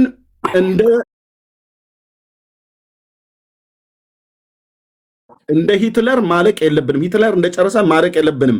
ስለዚህ እራሳችን አላችሁ። በየዕለቱ ግን ሞት ለእስራኤል እያለ ከቴህራን ፓርላማ ላይ በየቀኑ ነው የሚናገረው። እሱን አትቃወሙ። ግብዝ ጴንጤ ሁሉ ማለት ነው። ግብዝ ኦርቶዶክሳዊ አትቆምም። በጽድቅ ፊት አትቆሙም። ና ተቀበል ዲቤት ጥሪውን ዓለም እየሰማ በባለፈው 25,000 ሰው ላይቭ ቀጥታ ስርጭት እየተላለፈ ዲቤት አድርጌያለሁ እዛ በሃይማኖት። አሁንም ይሄ መንፈሳዊ ስለሆነ ና እኔ ወንጌላዊ ነኝ። አዎ ፔንቴኮስታል ነኝ፣ ወንጌላዊ ነኝ። ካሪዝማቲክ በመንፈስ ቅዱስ የጸጋ ስጦታ አምናለሁ። የአዲስ ኪዳንና የብሉይ ኪዳንን አስተምሮት ለይቼ ማቅ ነኝ። ኦኬ እስራኤል ለምታደርገው ጦርነት ግን ፍትሐዊ ነው አይደለም ብሎ የሚያወራ ሰው ካለ መምጣት ይችላል። የሚያወራ ሰው ካለ መጥቶ ማውራት ይችላል። በእውቀት አቅም ይጠይቃል። ብራዘር አቅም ይጠይቃል። እና ታናክን ታከወረ ታናክ ላይ እናወራለን። አዲስ ኪዳን ታከወረ አዲስ ኪዳን ላይ እናወራለን። እዚህ መካከለኛ ምስራቅ የተቀመጠ አውሮፓውያን አረብን ለመግዛት ብለው ለቃቅመው ያመጡት ህዝብ አይደል እንደ እያላችሁ ንቀታችሁን የምትናገሩት? እስራኤል የሚባል ህዝብ እኮ ቀጠፋ የለም። እና አሁን እነዚህ እዚህ የተቀመጡ እኮ የተባሉት አሁን እዚህ መካከለኛው ምስራቅ ላይ ያሉት በፍልስጤም ምድር የተቀመጡ ይላል። የቱ ጋር ነው የፍልስጤም ምድር ብሎ የሚል ያለው መጽሐፍ ቅዱስ? እግረ መንገድ ልጠይቅ። አንዳንዶች አመራልን እያላችሁ አውደ ምሕረት ላይ ሁሉ እንኳን ጭምር ፓስተሮች ሰምተናል። ኢየሱስ በፍልስጤም ምድር ተወልዶ ይላል። ጋ ነው በፍልስጤም ምድር ኢየሱስ ተወለደ ብሎ የሚልህ ማን የተናገረ ነቢይ? አንቺ ቤተልሔም የይሁዳ ምድር ከይሁዳ ገዢዎች ከቶ አታንሽም፣ ህዝቤን እስራኤልን የሚጠብቅ መስፍን ከአንቺ ይወጣል ብለው ነው እነ ሚክያስ ትንቢት ሲናገሩ ያየኑ አባቶቼ ነቢያት። ከኤፍራታ ምድር ነው ይወጣል ተብሎ የተባለው። በፍልስጤም ምድር ተወልዶ ይልላል ደብተራው። እዚህም ደግሞ አሉ አንድ በከረባት ታንቆ የሚወጣ ቦርጩን አንዘርጦ የሚወጣ ፓስተር ሁሉ የተባለ ማለት ነው። ምንም ሳያውቅ ኢየሱስ በፍልስጤም ምድር ተወልዶ በፍልስጤም ምድር አድጎ ይላል። የቱ ጋር ነው በፍልስጤም ምድር ተወለደ፣ በፍልስጤም ምድር ተወልዶ በፍልስጤም ምድር ያድጋል ብሎ ያለ የትኛው ነብይ ነው? ከሞሼ እስከ ሚልኪያስ ትጠሩልኛላችሁ። ያገናኘኝ ጌታ ኢየሱስ ሜዳው ላይ። ዘመኑ የእውቀት ነው። በፍልስጤም ምድር ተወልዶ ይሉልሃል ወንድሞቼ ናቶቼ። ኢየሱስ በፍልስጤም ምድር አልተወለደም። የተወለደው በይሁዳ ቤተልሔም ነው። አቤት በይሁዳ ቤተልሔም ነው። በኤፍራታ ነው የተወለደው። በይሁዳ ቤተልሔም አውራጃ የይሁዳ ግዛት የቤተልሔም አውራጃ በኤፍራታ ባለች በትንሽየዋ በሚጢጥየዋ በናባባ እሴይ መንደር ነው የተወለደው። 4 ነጥብ። አባቶች የነቢያት እንደዚህ ነው ያስቀመጡት።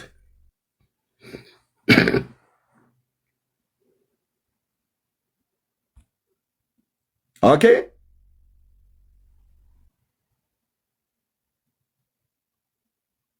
እንደዚህ ነው። ጥርስን ማስነክስ ከንፈርን ማስነክስ ማለት ነው። ባለፈው ጦርነቱ ላይ አማሌቅን ሕፃኑንም ትንሹንም ትልቁንም ከብቱንም ምኑንም አጥፋው ብሎ ይላሉ። ትቀበሏለህ? አሁን እሱ ቃል ይሰራል። ዛሬ ላይ ለእነሱ ይሰራል። ለአንተስ? ለምሳሌ አማሌቅን ብሎ ያሉት የጠቀሱት የሳሙኤል መጽሐፍትን ነው አይደል የጠቀሱት? እሺ ነው አንድ ሳሙኤል መጽሐፍ ምዕራፍ 15 ሳሙኤል ነው ለሳኦል የተናገረ ሳሙኤል ለሳኦል የተናገረ ምዕራፍ 15። እሺ ተቀበሏለህ ወይ? አሁን ይቀበሏል። እግዚአብሔር ያምላክ ቃል ማለት ዛሬም ላይ አማሌቅን እነሱ አጥፍተው መኖር የሚለውን ሀሳብ እነሱ ያነሱታል። አንተ ተቀበሏል?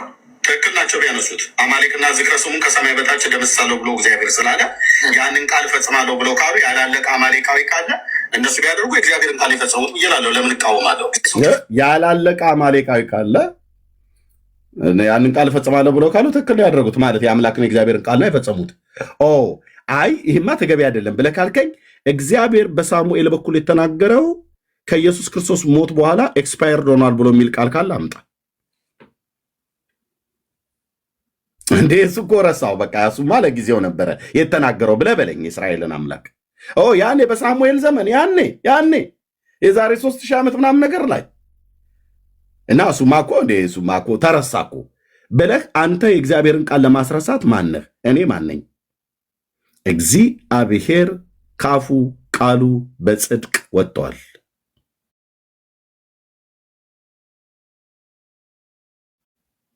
አለቀ። እግዚአብሔር አሁን እዚህ ገስት ላይ ያለን 387 ሰው 390 ሰው መጥፋት አለበት ብሎ ቢወስን ጌታ ማለት ነው። እናንተን አሁን እዚህ ያላችሁት ማለት ነው። መጥፋት አለባቸው ብሎ ጌታ ቢወስን ትክክል ነህ ጌታ ነው ብዬ የምለው እኔ ሼሞኒው አልለውም። እሱን እንደ ሰው ትክክል አይደለህም ብዬም አልለውም። ለማለትም ፍቃድ የለኝም መብትም የለኝም። እንዴት ያው እንግዲህ አባቶቼን ልጥቀስላ ነውር አይደለም እንዴ? ነውር እኮ ነው። ያው 4:35 ላይ ምን እንደሚለኝ እንዴት እግዚአብሔር ግን አሁን ምን ዳውን ብዬ መንግስታትን ሰዎች እንደሚቃወሙት እኔ እንደዛ ጌታን አልቃወመውም። ትክክል ነህ እግዚአብሔር አንተ ጻድቅ ነህ ነው ብዬ የምለው እንደ ነህምያ ምንም መሞታችሁ ቢያሳዝነኝም ጻድቅ ነህ ግን ጌታ ሆይ ነው ብዬ የምለው።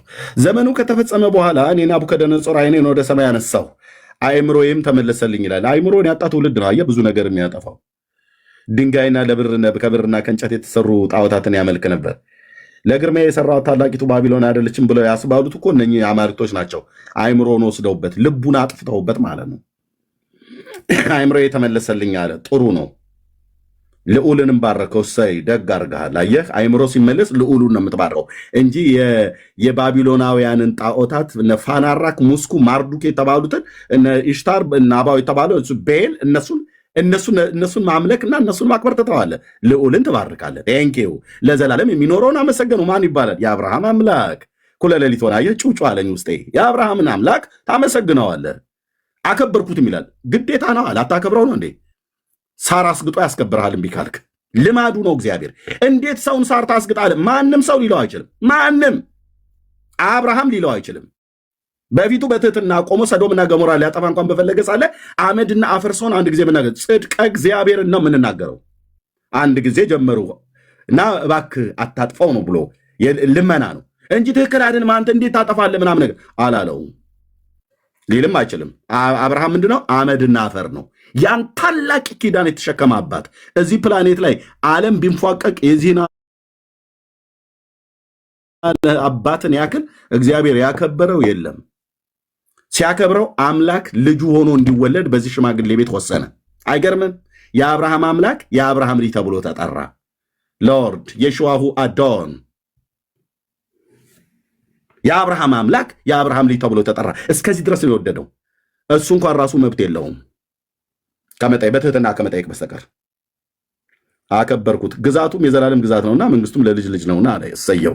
እንዲህ ተናገር ናቡከደነፆር። ሁለተኛ እቺ ለግርማ የሰራት ባቢሎን አይደለችም ብለህ ከእንጨት የተቆረቆሩ በመሮ አይን የወጣላቸው በመሮ ተቆርቁሮ ጆሮ የወጣላቸው ሊሰሙ የማይችሉ በድና ማለት በቫሬሽ የተለቀለቁ በከብቶቻቸው ትከሻ ላይ ተሸክመዋቸው የሚሄዱ ዕጣንና የእንስሳ ደም ምናምን ነገር ፈርስ ምናምን ነገር የሚረጩላቸው ሊያድኑ አይችሉም።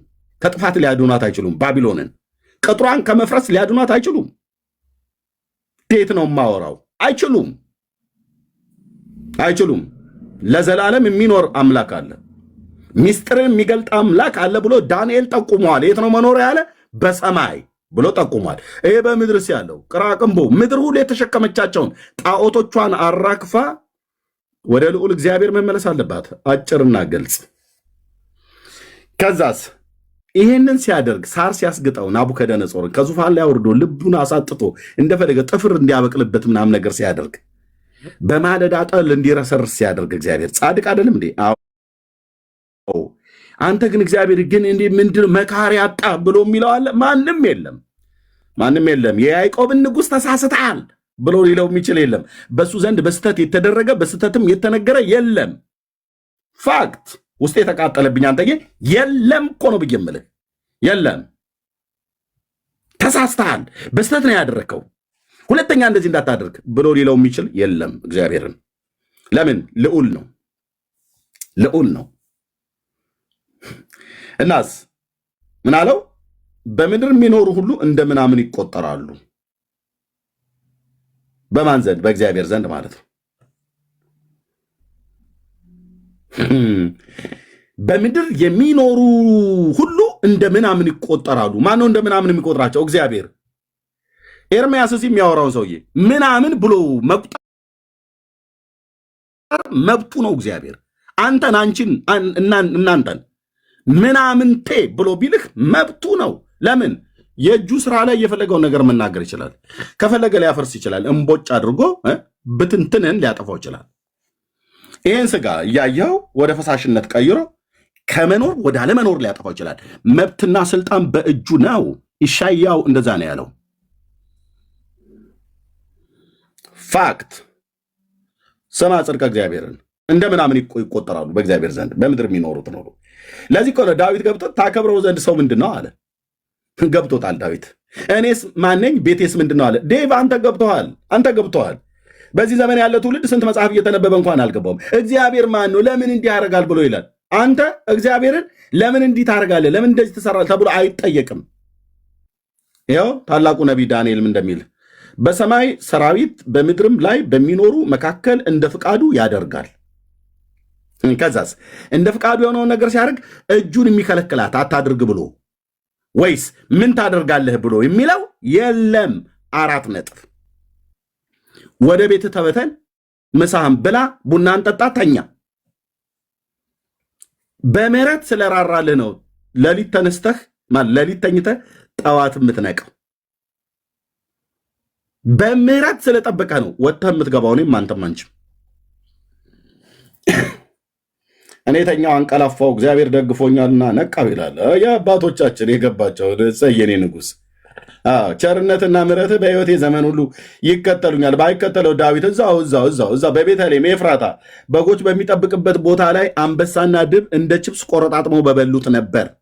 አባቱ ሴዛ ሲጥለው ወንድሞቹ በማይደርሱለት ገላጋይ በሌለበት ኤልያብም ናዳብም ነሳማም በማይደርሱበት በቤተልሔም ኤፍራታ በጎች በሚጠብቅበት ጊዜ የአባቱን 4 እግር በጎች በሚጠብቅበት ሰዓት ላይ እዛ በሞት ጥላ ሸለቆ ውስጥ እንኳን ቤድ አንተ ከኔ ጋር ነህና ክፉን አልፈራም። የነቢያት መንፈስ ሃሌሉያ አለ አልፈራም አለው። ጌታ ስላለ ማለት ነው። የሰነበተው ጌታ ስላለው ነው። ዳዊት 40 ዓመት በንግስና ላይ የቆየው ጌታ ስላለው ነው። ከዳዊት ጦር ከሳኦል ጦር ያስመለጠው ጌታ ስላለው ነው። ከጎልያድ ሰይፍ ያስመለጠው ጌታ ስላለው እኮ ነው ብዬ የምልህ። ከነዛ ከበላተኛ አራዊት ያዳነው ጌታ ስላለው ነው እንጂ ወንድሞች ስላሉት አይደለም የተረፈው። 6 ወንድሞች አሉት። ሽማግሌው አይ ቲንክ መጨረሻ ላይ ቢሞትም ቢበላ የሚበላ ብለው ነው መሰለኝ እዛ እናትና አባቴ ወለዱኝ ጣሉኝ እና ረሱኝ ብሎ አለ። በቃ 6 ትልልቆች አሉት። ምን ያደርግለታል ሽማግሌው? 7ኛ ነው ልጁ ዛያ በግ ይጠብቅ ምናምን ነገር ብሎ ሕፃን በግ ታስጠብቃለህ? አንበሳና ድብ በሚሰማራበት ቦታ ሰቃቀን እኮ ነው። የይሁዳ አንበሶች ተብለው የሚባሉ በሚኖሩበት ነው የቤተልሔም ዱር ተብሎ የሚባለው ማለት ነው። ቁጭ በልና አንብብ መጽሐፍ ቅዱስ እሺ። ባልታጠበ ፊት ወጥተህ እስራኤል ምናምን ነገር ብለህ አትበል። ተሰምቻለሁ። የቲክቶክ ላይ 20 ቶላ ማለት ነው። ተረጋጉ።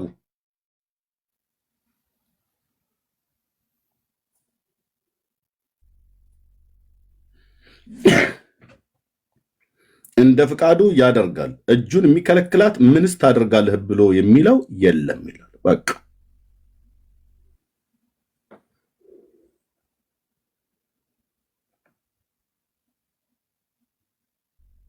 እኔ የሚገርመኝ ወንድሞች እናቶች ለእስራኤል የተነገረውን ቃል አይደል እንዴ እኛ አዲስ ኪዳን ላይ እያመጣን እየሰበከን ሃሌሉያ ብለን ምለው ብርሃንሽ ወጥቷልና ተነሽ አብሪ ብሏል ጌታ።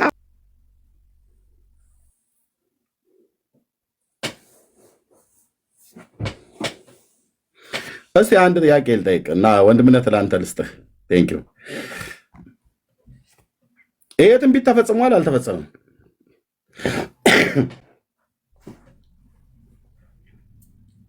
ኢሳይያስ መጽሐፍ ምዕራፍ 2 ማለት ነው። አልተፈጸመም አይደለም ነው ኢሳይያስ 2 ኢዩኤል 3 ማለት እንጂ ቆይ ኢዩኤል ላይ ነው። ቆይ ወንድምነት እሺ፣ ይሄ ትንቢት ተፈጽሟል አልተፈጸመም? አንተ ዝም በል ወንድምነት። እሺ እሺ፣ በሉ ቶሎ ጣል አድርጉት ሲፔንቴዎች። እንዴት ጌታ እንዲህ ያደርጋል? እንዴት ብለብተው ተፈጽሟል አልተፈጸመም? ይሄ ትንቢት እኔ ቤቴን ከፍቼ እዚህ 400 ሰው ከበስተኋላ ስንት ሺህ ሰው ተደብቃችሁ እየሰማችሁ ኑ ግቡና አውሩን።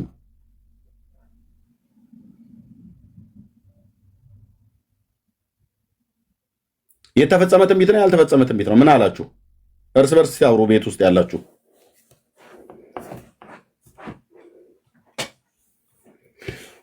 መልስ የለም። ቄሱም ዝም፣ መጽሐፉም ዝም። መጽሐፉማ ዝም አይልም። እነሱ ቤት ነው ዝም የሚለው፣ እኛ ጋር ግን ቄሱም ዝም፣ መጽሐፉም የሚባል ነገር መጽሐፉ ያወራል፣ እዚህ ቄሱ ያወራል። የተፈጸመ ትንቢት ነው ወይስ ያልተፈጸመ ትንቢት ነው?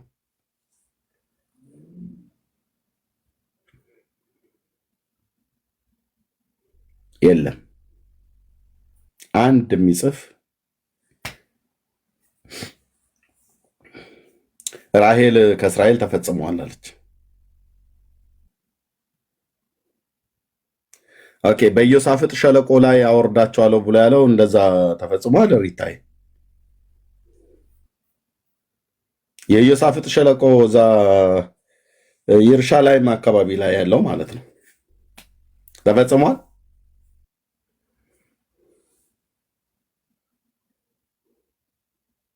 እግዚአብሔር በአሕዛብ መንግስታት ላይ ፈርዷል።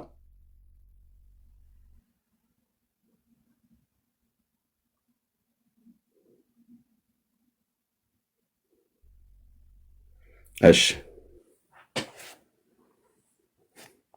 ኦኬ፣ ከዩኤል ወደ ኢሳያስ እንሂድ። ቅድም ወንድምነት ያለው ይሄ ትንቢት ተፈጽሟል አልተፈጸመም?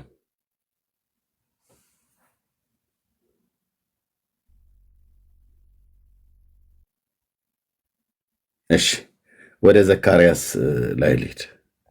አሰቃያለሁ። በቃ ነቢያቱ ጋር ወስጄ እንደዚህ ክርተት ታርጌ በቃ። እሺ ይሄ ትንቢት ተፈጽሟል አልተፈጸመም?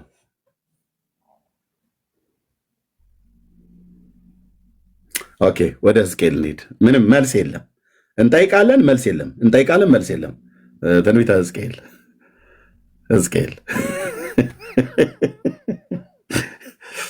እሺ ምዕራፍ 38 ጀምሮ ማለት ነው። ይሄ ትንቢት ተፈጽሟል አልተፈጸመም? በአሕዛብ መንግስታት ላይ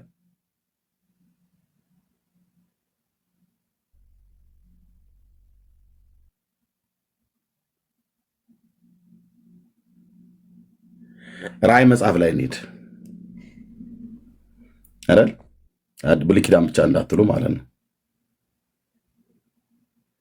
ራእይ 13 ላይ ይሄ ትንቢት ተፈጽሟል አልተፈጸመም? ራእይ 12 ላይ ራሷ እስራኤል እዚህ ስላለች ይሄ ትንቢት ተፈጽሟል አልተፈጸመም? የአዲስ ኪዳን የትንቢት መጽሐፍ ነው ራእይ መጽሐፍ። ማነች እች ሴት? እመቤት የኪዳነ ምሕረት ነች አሉ አይደል ኦርቶዶክሶቹ?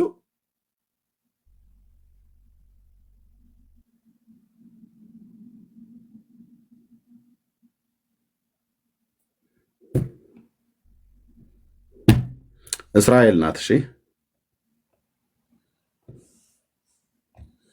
ስለዚህ ብሉይ ኪዳን ለእስራኤል የተነገረ ገና ያልተፈጸመ አለ። በተለይ ከአሕዛብ መንግስታት ጋር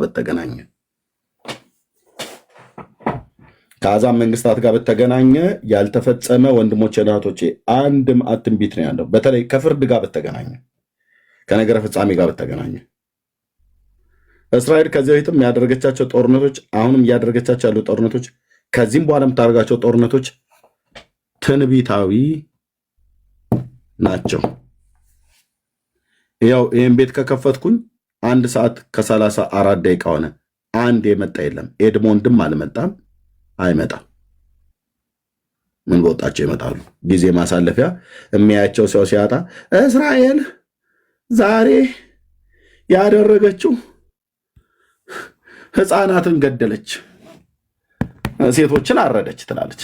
ያው ሰው በሴትና በህፃናት ምናምን ነገር ሴንሲቲቭ ስለሚሆን ማለት ነው።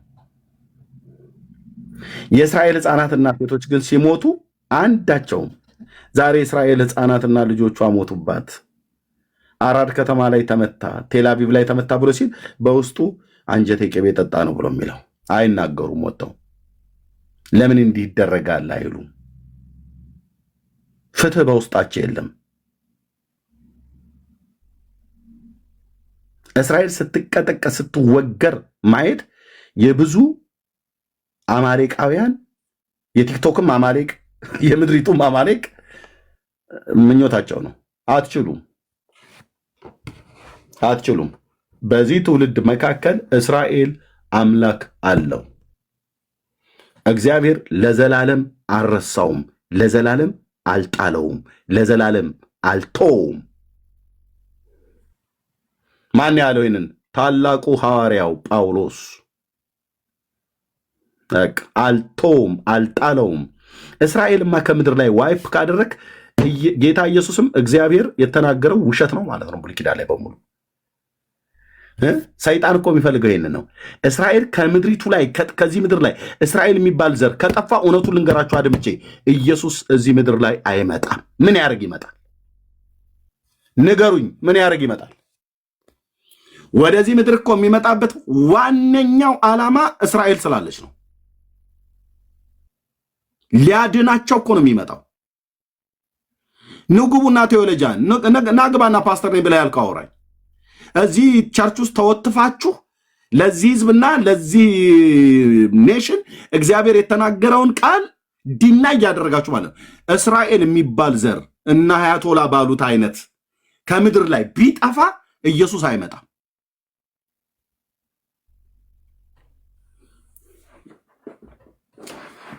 አይመጣም።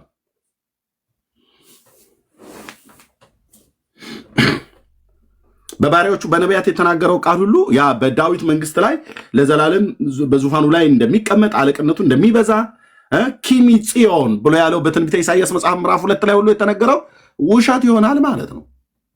ስለዚህ እግዚአብሔር ዋሹ አይደለም፣ ይዋሽ ዘንድ ሰው አይደለም። ቃሉ ካፉ በጽድቅ ወጣለች። ዓለም ተስማማ አልተስማማ እስራኤል የሚባለውን ዘር እየወረወርክ በሚሳኤል ልትመታው 10 100 20 ልትገልባቸው ትችላለህ። 1000 ልትገል ትችላለህ። ባለፈው እንደተደረገው ከምድር ላይ ግን የአብርሃምን ዘር ጠርገህ አታጠፋው። ቅዱስ እግዚአብሔር ምስክር ነው።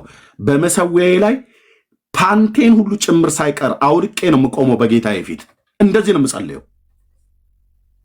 ይሰማኛል ጌታ ኢየሱስ። የአብርሃም ዘር ይጥፋ ብሎ እግዚአብሔር ወስኗል? አልወሰነም። የይስሐቅን መታሰቢያ እግዚአብሔር እደመስሳለሁ አማሌቅና ዝክረ ስሙን ከምድር በታች አጠፋለሁ ብሎ እንዳለ እግዚአብሔር እንደዛ ብሏል? አላለም። ሀያቶላ ብሎ ቢል ሌሎች ብሎ ቢል ዓለም ብሎ ቢል ጉዳይ ነው አልኩ። አጠፋዋለሁ ብለህ ባልከው ህዝብ ማጥፋት እግዚአብሔር ልማዱ ነው። ኤዶምያስ እንደዚህ ነው ተንቀሽቅሾ። ኤሳው በሴር ተራራ ይኖሩ የነበሩ ሰዎች እንደዚህ ነበር ያሉት። እንደዚህ ነበር ያሉት። አየህ፣ በመከራው ቀን በያዕቆብ ላይ እጁን ዘረጋ። ቀዩ ኤዶም ኤሳው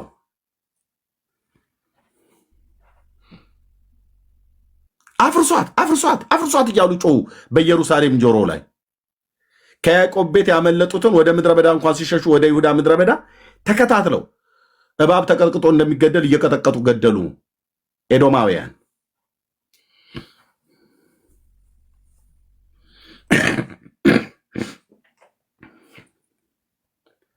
እግዚአብሔር አየ እናስ አትልም? ኤዶምያስ የሚባል ዘርና ትውልድ እስከማይቀር ድረስ እግዚአብሔር ከምድር ላይ ጠርጎ አጠፋው። ሂድና ትንቢተ ሚልኪያስ መጽሐፍ፣ ሚልኪያስ ነው ያልኩ፣ ሚኪያስ ሳይሆን ሚልኪያስና ሚኪያስን እኮ የማይለይ ትውልድ ሁሉ ነው ያለው እዚህ አብዛኛው። ትንቢተ ሚልኪያስ መጽሐፍ ላይ ሄዳ አንብበው ምዕራፍ 1። ኤዶም እኛ አፈርሰናል ይላል፣ እሱ የፈረሰውን መልሼ እሰራለሁ ብሎ ቢል እኔ ግን አፈርሳለሁ ይላል። የበደል ዳርቻ እግዚአብሔር ለዘላለም የተቆጣው ሕዝብ ይባላል ይላል። የለም የኤሳው ዘር እዚህ ምድር ላይ አታገኘው። ዋይፕ አድርጎ ነው ያጠፋው እግዚአብሔር። ጻድቅ ነው፣ ጻድቅ ነው።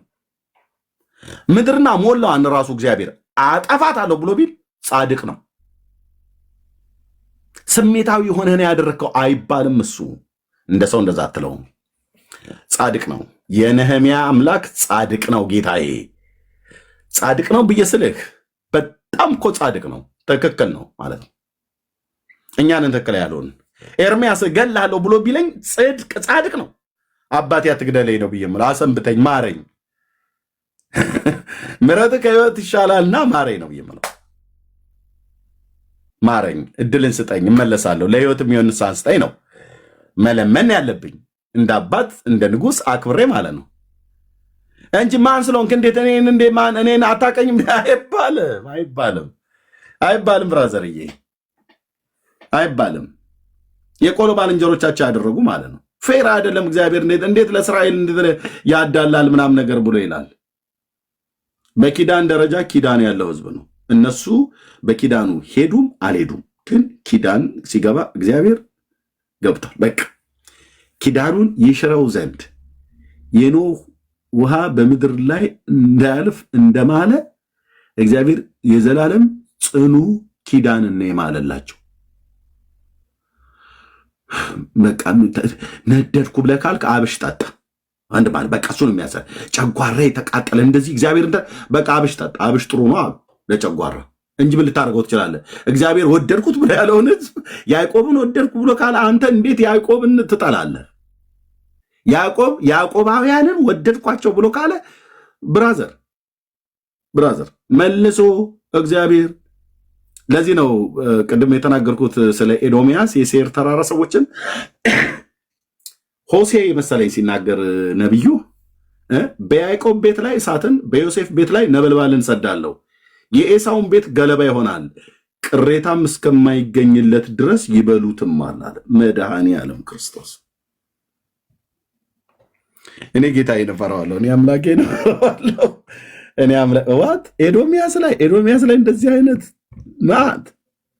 የያዕቆብን ቤት እሳት፣ የዮሴፍን ቤት ነበልባል።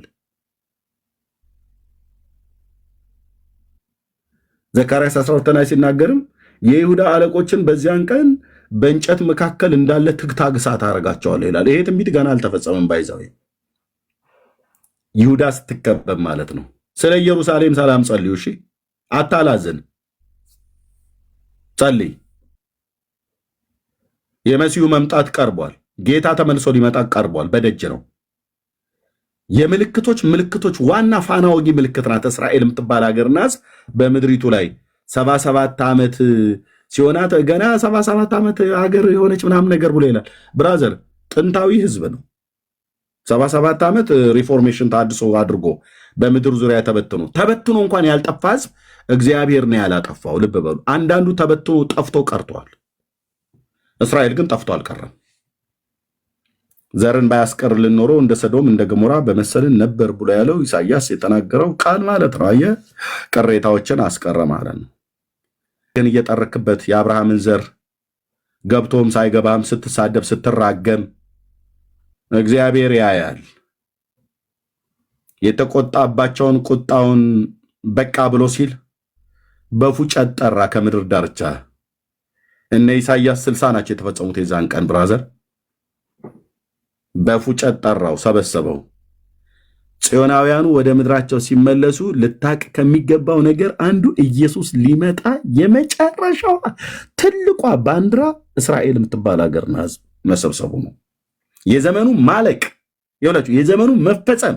ይሄ እርስ በርስ ጦርነት ምናምን ነገር ብሎ የሚለው እያቃለልኩት አይደለም፣ ጌታ የሰጠው ምልክት ነው። ግን ከምንም በላይ እስራኤል የሚባል አገር እንደ ህዝብ እንደ ኔሽን ከተለያየ ምድር ተሰብስበው ምድራቸው ላይ ገቡ። በቃ ጌታ ሊመጣ እንደሆነ 4 ነጥብ በማህተም የተረጋገጠ ምልክት ማለት የእስራኤል ህዝብ መሰብሰብ ማለት ነው።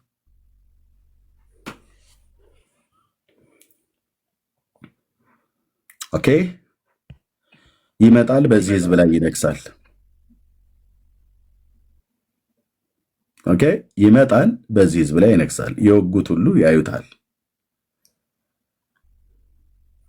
እጁ ላይ ያለውን ቀዳዳ እየነኩ እያገላበጡ ያዩታል። ማን ያቆሰለህ ብለው ይጠይቁታል። እሱም በወዳጆቼ ቤት የቆሰልኩት ቁስል ነው ይላል። ሰቅለው ወቅተው ወዳጆቼ ብለህ ትላቸዋለህ። አዎ፣ ስለ ወንጌል ጠላቶች ናቸው፣ ስለ አባቶች ግን ተወዳጆች ናቸው ብሏል። ብራዘር አፍክን ያዝ። እንድትሰነብት የምትፈልግ ከሆነ አፍክን ያዝ። በእስራኤል ላይ ብዙ አትበል። ደግሞ እንደ ኔሽን እንደ ህዝብ መጥፋት አለባቸው ብለህ ካልክ እመነኝ፣ ቅዱስ ገናናው እግዚአብሔር ምስክር ነው። በቤትህ መዓት ያመጣል። መዓት ትችለዋለህ። ለአብርሃም የገባውን ኪዳን አንተ ቁጭ ብለህ ቤትህ ረከቦት እየደፋህ ሰንደል ለኩሰህ ጭስ እያጫጫስክ እስራኤል ይጥፋ ይድፋቸው፣ የአባቶች አምላክ ይገልብጣቸው ምን የምትለውን ብቻ ማለት ነው። አቴቴ ጨሌ ቆሌም ብልጠራ ትችላለህ። የፈለግከውን ጥራ። አዳልሞቲ እንትና የምትባልም ድረስ እስራኤል የሚባል ይጥፋ ብለህ ብትል ማንን እንደምትረግም ታውቃለህ? አብርሃምን። ግንዱን ሁሉ ነው ሄደ የምትረግመው። ስለዚህ የሚረግሙን እረግማለሁ ብሎ ያለው ለሽማግሌው እግዚአብሔር አልረሳውም። የዘላለም ኪዳን ነው። ከዛ አታሳብብም። በኋቃ ያልበረከተ አለ ምናምን ነገር ልጆቼ ማላድርጎ አለ ልጆቼ ሁሉ በጤንነት ታወቁ። መጋኛ ነው፣ ኩፍይ ነው፣ ትክትክ ነው፣ እንትን አልማዝ ባለ ጭራ ነው። ትጭራለህ አልኩ። አታሳብብም። የሆነ እንደ ጉንፋን ቢጤ ይዞኝ ነው ብለህ በሁለተኛው ቀን ሄደ ተብለህ ትባላለህ ማለት ነው። ለሽማግሌው የገባለት ኪዳን ከፀሐይ በታች የሆነ ቦታ ላይ ሲደርስ ኤክስፓየርድ ሆኖ የቀረና የጠፋ አይደለም።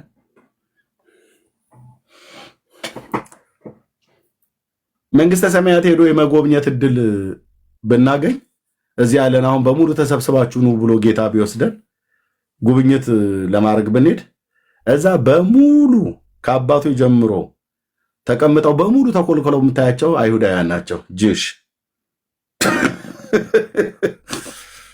ኤርሚያስ ልታናድደን ነው እንደ የመጣኸው ነው ብራዘር፣ ላናድድህ አይደለም። እውነቱ ይሄ ነው። በሙሉ ብትሄድ ከአብርሃም ጀምሮ እዛ ቁጭ ብሎ ታገኘዋለህ። ይስሐቅ፣ ያዕቆብ፣ ይሄኛው ሳሙኤል ነው ይለዋል። ይሄኛው ደግሞ አሮን ነው። ይሄኛው አየው ሙሴ፣ እችኛዋ ደግሞ እህታቸው ነበረች ማርያም፣ እቺ ደግሞ እናቲቷ ነበረች ዮካብድ። ምንድናቸው እናንተ ብሎ በእስራኤላዊ በሙሉ ጥራ፣ ነቢያቱን በሙሉ ጥራ፣ ሐዋርያቱን በሙሉ። ይሄኛው ማነው? ጳውሎስ ነው። ይሄስ ጴጥሮስ ነው። የት ነበር ጴጥሮስ? ሰፈርህ ቤተሳይዳ። እኔ እነግርሃለሁ፣ እሱ አይነግርም። ባይነግርም ቤተሳይዳ ነው። የቤተሳይዳ ሰዎች ነበሩ። አንተስ ማን? ዮሐንስ ነኝ ሐዋርያ፣ አሳ አጥማጅ ነበርከው። እዛ በእግዚአብሔር ክብር ግርማ በአዲስቱ ኢየሩሳሌም ደግሞ በጣም የሚገርመው በአዲስቱ ኢየሩሳሌም በበጉ ከተማ 12 በሮች አሏት። በነሱ በር በእያንዳንዱ በር ላይ ጁዳ፣ ሮቤል፣ ይሁዳ፣ ስምዖን፣ ሌዊ፣ ንፍታሌም፣ ዛብሎን ተብሎ የተጻፈው በወርቅ ቀለም ነው የተጻፈው። ሰማይ ውስጥ ማለት ነው። ምን ይሻላል? ምን ይሻላል? መስማማት ነው። አንተ እዚህ አታጠፋውም። የይሁዳን ዘር እዚህ አታጠፋውም። ያስፈልጋል ብለን መብታቸው ነው። አታጠፋውም። በአዲስቱ ኢየሩሳሌም ራእይ መጽሐፍ ላይ እኮ ነው የሚናገረው። በአዲስቱ ኢየሩሳሌም በበጉ ከተማ በምንገባባት ከተማ በሮች ቅጥር ላይ በር ላይ ስማቸው የተጻፈ ይሁዳ የሚል ስም ነው የተጻፈው። ነገዱ ማለት የነገድ አባቱ ማለት ነው። ያ ጌታ የሸጠው ሰውዬ ተቀልቃዣው ሰውዬ አይደለም። ባይዘወይ በጣም በጣም በጣም በቃ የሚገርም ስም ይዞ የማይመጠን ምግባር። በዚህ ስም ልጆቻችንን እንኳን ሁሉ እንዳንጠራ ማለት ነው። እኔ ጥሩ ከፈለጋችሁ ወንድሞች እናቶች፣ ይሁዳ ማለት ምስጋና ማለት ነው። ሰውየው ግን ይሄ ወፈፌ ሰውዬ ያስቆርጦ የተባለው ጌታን ሸጦ በ30 ብር ይኸው ስሙን እንኳን እንዳንጠቀምበት አደረገ እንጂ ከዛ በፊት የተከበረ ስም ነበረ። ጁዳ ማለት የይሁዳው አንበሳ እኮ ነው ተብሎ የሚጠራው ራሱ ጌታ ኢየሱስ እንኳን። እና እዚህ የምትቃወመው እስራኤላዊ ዘሮቹ በመንግስተ ሰማያት ቅጥር በር ላይ የአባቶች ስም ተጽፏል። በጌታ በኢየሱስ ክርስቶስ ምን ያህል ቢወደው ነው ግን እግዚአብሔር በዘላለም ፍቅር። ማን ያለው? ነቢዩ ኤርሚያስ። በዘላለም ፍቅር ወድጄሻለሁ እና አንቺ የእስራኤል ድንግል ሆይ እንደገና ሰራሻለሁ ብሎ ያለውን ህዝብ አንተ እንደገና አጠፋዋለሁ አይባልም እኮ ወንድም አለ። እግዚአብሔር ደግሞ ሲያጠፋህ በራሳቸው እጅ ያጠፋሃል። ነግሬህ አልሰማ ብያህ ምክር አልሰማ ብለህ የእግዚአብሔርን ምክር፣ እውነቴ ነው፣ የእግዚአብሔርን ምክር ነው መክራቸው፣ የእግዚአብሔርን ምክር ነው መመክራችሁ። እስራኤል ታጠፋለች ማለት ነው። ለህልውናዋ ስጋት ከሆንክባት አነፍንፎ አዳኝ የሆነ የደህንነት ክፍል አላት፣ ሞሳድ የሚባል ኦኬ። በግራ ኪስ ውስጥ ምን ያህል ብር እንደያዝክ፣ ኋላ ኪስ ውስጥ ምን እንደጨመርክ ምንም ሳይታገል ሊያውቀው ይችላል። ለህልውናቸው ስጋት ከሆንክባቸው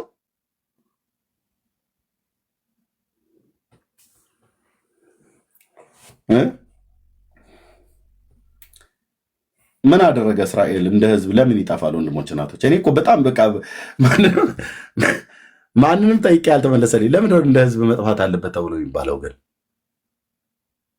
እንዴ? ማንም እግሩን ዘርግቶ አሹቁን እየበላ በነፃነት ይኖራል አምላካቸው በፈጠረው ምድር ላይ ሆኖ።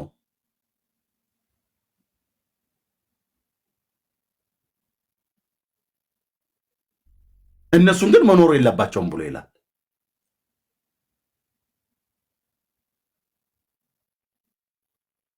ሲጠራ እንኳን የእስራኤል አምላክ ነው የሚባለው። ኢየሱስ መስቀል ላይ እንኳን ጲላጦስ የጻፈውን አላያችሁትም? አዎ የአይሁድ ንጉሥ ነው ብሎ ልክ እኮ ነው። ልክ ነው። ኖ አጥፋው፣ ተሳስታለሁ፣ የጻፍኩትን ጽፌአለሁ አላቸው። አላወርደውም ማለቱ ነው። ልክ ነው፣ ልክ ነው። ቴንኪው የኔ አባት፣ ቴንኪው የኔ ጌታ፣ የእግዚአብሔር ልጅ፣ የዳዊት ልጅ ጽፌአለሁ። በስተት አይደለም የጻፍኩት። አልሰርዘውም፣ አላወርደውም፣ አልቀይረውም። እሱ ነው እኮ ንጉሥ ብሎ ያለው። እኛ ንጉሳችን አላልንም። እኛ ግን ቄሳር ነው ንጉሳችን። እስራኤል ስላላወቀ ነው እንደዛ ያለው። ብታቅ ኖሮ ብራዘር፣ አለቃቸው ከነሱ ይሆናል፣ ገዣቸው ከመካከላቸው ይወጣል፣ እኔም አቀርበዋለሁ፣ እርሱም ይቀርባል። ይህስ ባይሆን ወደ እኔ ሊቀርብ የሚደፍር ማን ነው ብሎ ስሙን የያዝኩት ነቢይ የተናገረው ትንቢት ቢያስተውሉት ኖሮ ገዢው ነበር ከመካከላቸው የወጣው። የጻፍኩትን ጽፌአለሁ አለ። ምን ብሎ ነው የጻፈው? የአይሁድ ንጉሳቸው። ልክ ብሏል ጲላጦስ። ትክክለኛ የጻፈው ጽሁፍ ማለት እሱኛው ጽሁፍ ነው።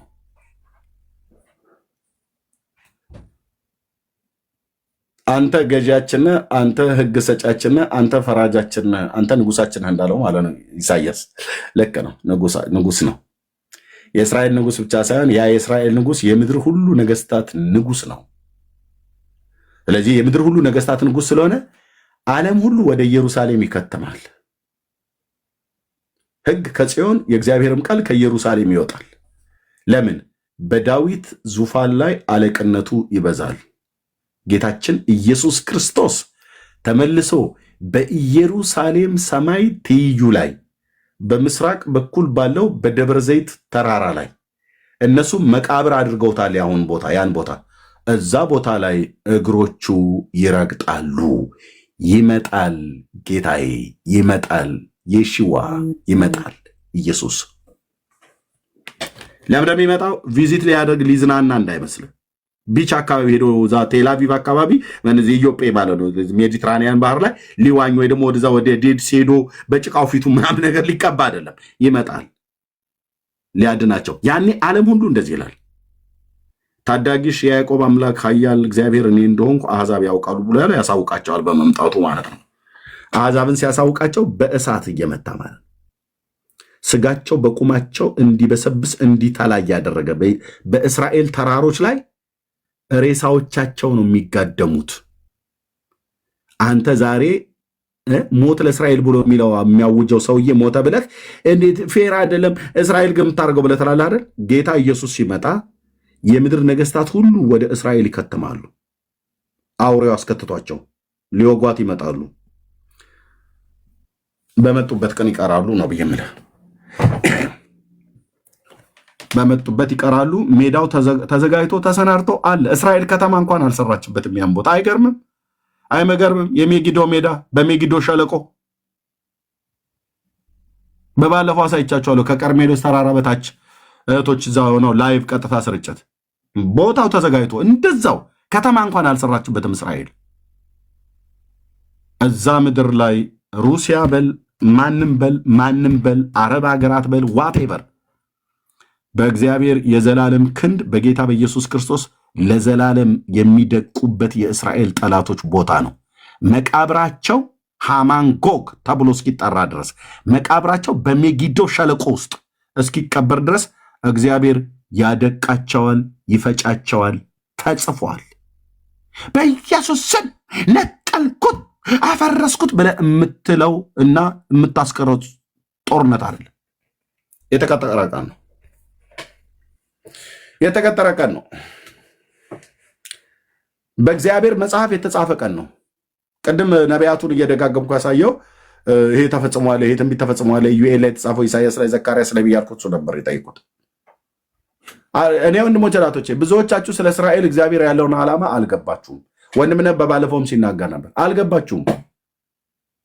ሰባኛው ሱባኤ የሚባል አንድ ሱባኤ እንደቀረ እግዚአብሔር ከዚህ ህዝብ ጋራ ያልቋጫው ያልዘጋው ምዕራፍ እንዳለ ስንት ጊዜ ተናገርን። መንግስቱ ኃይለማርያም እንዳለ ሆነ እኮ አንዳንዴ ይሄ ትውልድ አለ ያኔ ብሔራዊ ውትድርና ሰው ዋልሄድ ብሎ ሲል ይሄ ትውልድ ምን መቀመጫውን በጩቤን ብንወጋው አልነቃ ብሏል ብሎ እንዳለው ማለት ነው። እንዴ ስንት ጊዜ እኮ ወጋጋን። በዘካርያስ ወቅተን በኢሳያስ ወቅተን ማለት በቅዱስ ቃሉ ነግራን ማለት ነው። በኢዩኤል በሕዝቅኤል ብዬ ነግሬህ እንዴት አትነቁም? ወንድሞች እህቶች፣ እግዚአብሔር ከዚህ ህዝብ ጋር ጉዳይ አለው። አልጨረሰም። ቀጠሮ አለው። ቀጠሮ እነሱ ተረድተውታል፣ አልተረዱትም። የተረዱ አሉ፣ ያልተረዱ አሉ። እነሱ ተረዱም አልተረዱም፣ ግን እግዚአብሔር ግን ቀጠሮ አለው። በጌታ የሚመጣ የተባረከ ነው እስክትሉኝ ድረስ አታዩኝም ብሏቸው ነው ትቷቸው ሄደው። አላለቀም። እግዚአብሔር ከእስራኤል ጋር ጉዳዩን አልጨረሰም። እንደ ህዝብ አልጨረሰም። ወንድሞች እናቶች፣ ጌታ ምስክር ነው። አልጨረሰም። ጉዳዩን ያልጨረሰውን ህዝብ አንተ ከዚህ ከምድር ሆነ ከሀያቶላ ጋር ጨርሰዋለሁ ብለህ ስትል ጌታ ኢየሱስ ይጨርሰሃል። እና ያኔ እኔ ስሰማ እግዚአብሔር ያደረገው ትክክል ነው ብዬ የምለው እውነቴን ነው ብዬ የምላቸው ወንድሞች እናቶቼ፣ እኔ ለእግዚአብሔር ዓላማ ልቤን እግዚአብሔር ጨካኝ ነው ያደረገው። እግዚአብሔር እዚህ ያለህን አሁን ምሽክ አድርጎ በሙሉ ቢገድልህ ትክክል ነው ጌታ ያደረግከው ትክክል ነው። እኔ ምን አውቃለሁ ወንድሞች እናቶቼ፣ እኔ ታውቃለህ ያንተ ልብ፣ አንተስ የኔ ልቤ ታውቃለህ። ኤርሚያስን ቢገድለው እግዚአብሔር ትክክል ነው መባል ያለበት፣ ጌታ ትክክል ነው መባል ያለበት። ተሳስተሃል የሚለው አለ?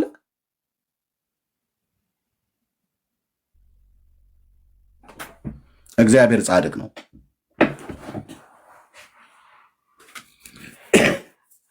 እንዴት ኤርሚያስ ሰው ሞቶ እንዴት ትክክል አይደለም? እንዴት እግዚአብሔር ጻድቅ ነው ብትላለህ? እንዴ የገደላቸው እግዚአብሔር ነው እና እኔን ታስፈጀኝ እንዴ? እኔ ራሱ እግዚአብሔርን ትክክል አይደለም ብዬ ብል አንተስ ማነህ ብሎ ቀንድቤም ቢለኝ ምን ላመጣ? ያው ፈንጣ ብትቆጣ እግሯን ጥላ መጣች ብለህ ልተረትብኝ አይደል? እኔም አላረገውም። እግዚአብሔር ያደረገውን ትክክል ነው ብዬ ብል በእግዚአብሔር ዘንድ በስተት የተደረገ ነገር የለም። በስተት የተነገረ በስተት የተደረገ የለም። በስራ ሁሉ ጻድቅ ነው የኔ አባት ለዘላለም። በስራ ሁሉ ጻድቅ ነው፣ በፍርዱ እውነተኛ ነው። አለቀ። ስሙም የሰራዊት ጌታ እግዚአብሔር ይባላል። ዙፋኑ ጽድቅና እውነት ናቸው። አድኔ ብለህ ወደሱ መጥተህ በማንም አትበላም፣ ያድንሃል። ማዳኔን አሳየዋለሁ ብሎ እንዳለ ያሳያል። በዘመኔ አይቻለሁ። አላግጠህበት በምሕረት ይታገሳል። አሹፈህበት ቡሊ አድርገው ይታገሳል። እጁን ግን ከሰማይ ሲያነሳ እኔን አንተ አያድርገኝ።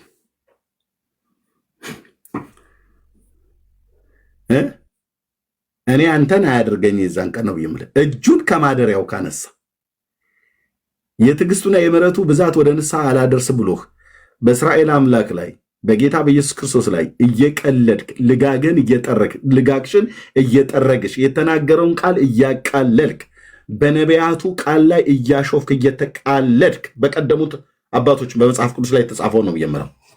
በእነሱ በአባቶች በነቢያት ላይ በዘካርያስ ላይ የተናገረውን በኤርምያስ ላይ ወረዛ።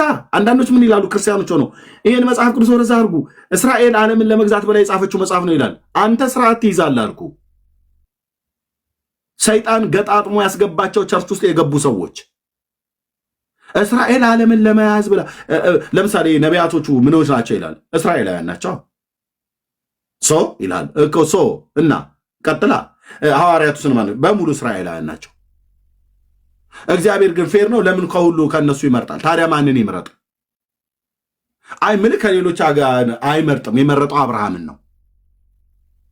አብርሃምስ ቢሆን ፌር ነው። በቃ ጠራ አንድ ብቻውን ሳለ ጠራሁት አበዛሁት ይላል። በቃ አንድ ብቻ። ለምን ወንድሞቹን ሐራንና ናኮርን አልጠራም? ለምን ያዕቆብን ወዶ ኤሳውን ይጠላል? ለምን ግን ኤሳውን ይጠላል? ሂሳቡን ከሰማይ አውርደው እኔን ተወኝ፣ ተፋታኝ። እግዚአብሔር ግን ጻድቅ ነው። ያዕቆብን ወደድኩ ብሎ ቢል ኤሳውን ጠላው ብሎ ቢል አብርሃምን ከናኮር እና ከሃራን ከወንድሞቹ ነጥሎ ከታራን ቤት ቢያወጣው ጻድቅ ነው፣ ትክክል ነው።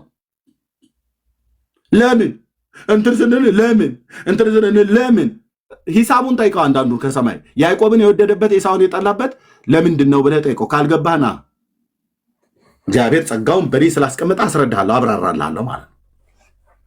ኤሳውን ቢወድ እግዚአብሔር ማን ኤሳውን ቢጠላ ጻድቅ ነው። ያዕቆብን ወደድኩ ብሎ ቢል ጻድቅ ነው። አብርሃም ብቻውን ቢጠራው ጻድቅ ነው፣ ጻድቅ ነው። እኔ እናንተን በህይወት ቢያኖረን ጻድቅ ነው። ቢገለንስ ጻድቅ ነው። በስራው ጻድቅ ነው። አልተሳሳተም ጌታዬ፣ አይሳሳትም እግዚአብሔር፣ አይሳሳትም እግዚአብሔር። እግዚአብሔር ትክክል ነው። እግዚአብሔር ትክክል ነው። ቢያበዛን ጻድቅ ነው፣ ቢያሳንሰን ጻድቅ ነው።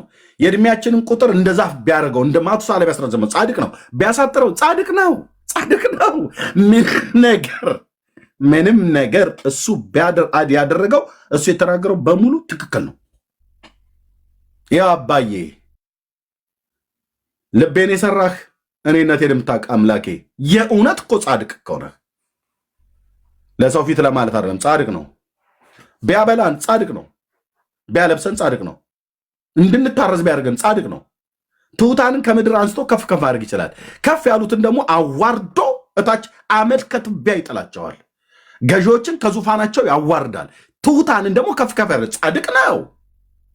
እንዴት ነው የማወራው? ጻድቅ ነው። እረኛውን አንስቶ ቤተመንግስት ቢያመጣ ጻድቅ ነው። የተላገደችበትን ለእግዚአብሔር ስለዘመረ የተላገደችበትን የሜልኮል ማህፀን ቢዘጋው ጻድቅ ነው። ምን ታመጣለች ሜልኮል? ምን ታመጣለህ አንተስ? እኔስ ቢሆን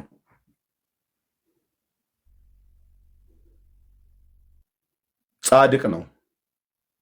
ቴንኬኔ አባት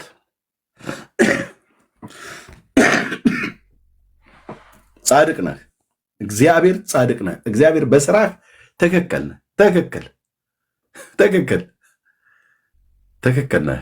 ትክክል ነህ አባዬ፣ ትክክል ነህ። ሁሉ ቀን ትክክል። አንተ ብቻ ነህ ትክክል። አንተ ብቻ ነህ ጻድቅ። እዚህ ምድር ላይ ያለ ዘማዊና ጠማማ ትውልድ የፈጠርከው ፍጥረት ሰውን በመፍጠርህ እስክትጸጸት ድረስ ያደረግን ፍጥረት ነን እኛ። እኛ ትክክል አይደለንም። አንተ ግን ትክክል ነህ። በዘመናት መካከል ተሳስተህ አታውቅም። ጻድቅ ነህ። ለምታደርገው ነገር ሁሉ አንተ ይሙት ብለህ ላልከው ነገር ትክክል ነህ ነው ብዬ የምልህ። ተቃውሜ ምንም አላመጣም፣ ግን አልቃወምህም። እግዚአብሔር ብትገድል ጻድቅ ነህ፣ ትክክል ነህ። እንደ መንግስት እንደ ህዝብ ብታጠፋ ትክክል ነህ፣ ብታኖር ትክክል ነህ።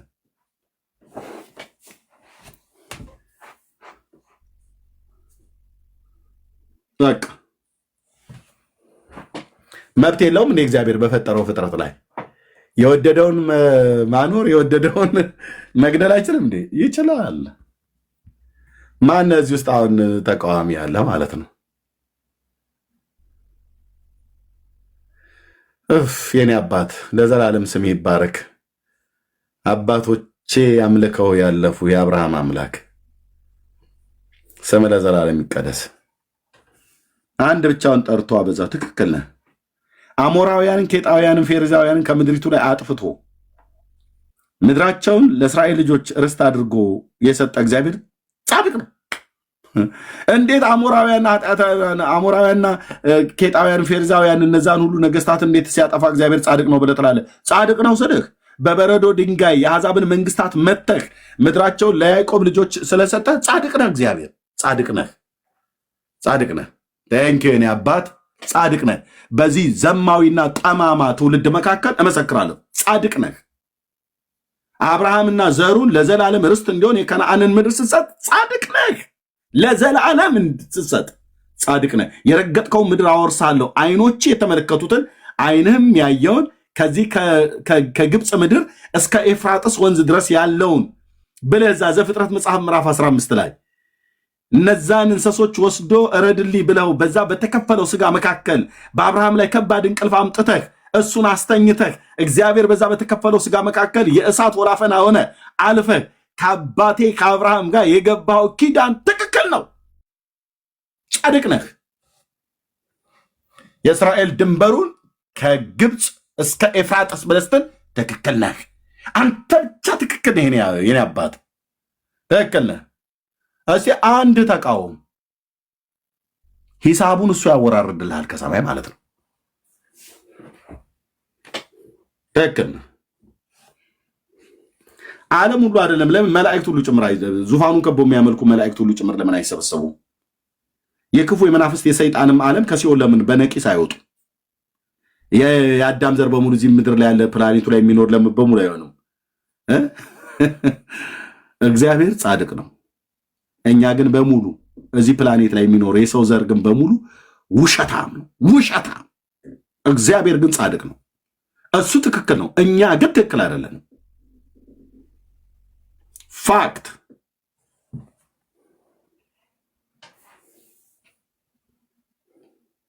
አናድጃችኋለሁ አይደል? አንዳንዶች በቃ ይሄ አንዱ ትልቁ ስራ ትልቁ እኮ የወንጌል መልእክቴ ነው።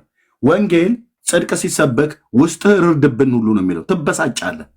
መበሳጨትም እንድትሆን ያደረገ ምንድነው? ከእግዚአብሔር እውነት ጋር ስለተጋጨ ነው እንጂ እግዚአብሔር ጻድቅ ነው። አንተን በእናትህ ማፀን ስውር እጆቹ ነው ጠፍጥፎ ሰርቶ ያወጣህ እኔንም አንተንም። እኔ እናንተ ማንን በሱ ላይ አፋችንን ልናላግድ? እሱ ለዘላለም የወደደውን ህዝብ አንተ ለዘላለም ልታጠፋው ትፈልጋለህ። እማያፍር ትውልድ። እስራኤል ለዘላለም ይጥፋ ይጥፋ በሉ እስቲ። ይጥፋ ይጥፋ ይጥፋ። ልክ መንግስቱ ኃይለማርያም ያኔ ድሮ እንደሚል ማለት ሂሳብ ምንድነው? ኢሰፓኮ ይህ ምንድነው?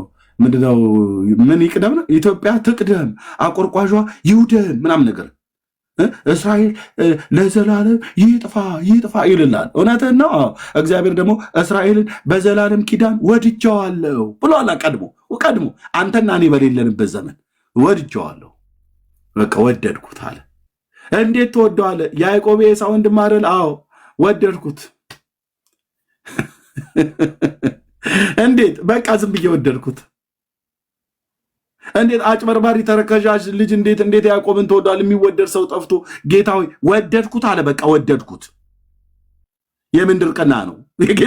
የጌታን መውደድ ልታስጥለው ነው? ያዕቆብን እንዲወደድ ኖ ምልክ ቆይ ላስረዳ፣ ያዕቆብን ስለማታውቀው ነው ብለህ ልትለው ነው? ከማፀን የሰራው እሱ ነው ጠፍጥፎ አንተንም እኔንም። ሰሪው ሲፈጥረው ገና በማህፀን ልቡን ሲሰራው ያውቃል። ኦኬ፣ አንተ ተረከዝ ነው የምታየው፣ ተረከዝ የያዘ ምናምን ነገር ብለህ ግብር ነው የምትጠራው። በግብሩ ያዕቆብን ልጠራው። እግዚአብሔር ደግሞ ልብን ነው የሚያየው። ኤሳው ምንድን ነው? ኤሳው ወንድም አይደል? አዎ፣ እዛው ማህፀን ውስጥ ነበር ሲገፋፉ የነበሩት። ቅጥቅጥ ድብድብ የጀመሩት እዛው ነው ገና በማህፀን ሲወጡ አንዱ ለእናት አንዱ ለአባት ታዛዥ ሆነ። ያዕቆብ ለእናቱ፣ ኤሳው ለአባቱ ታዛዥ።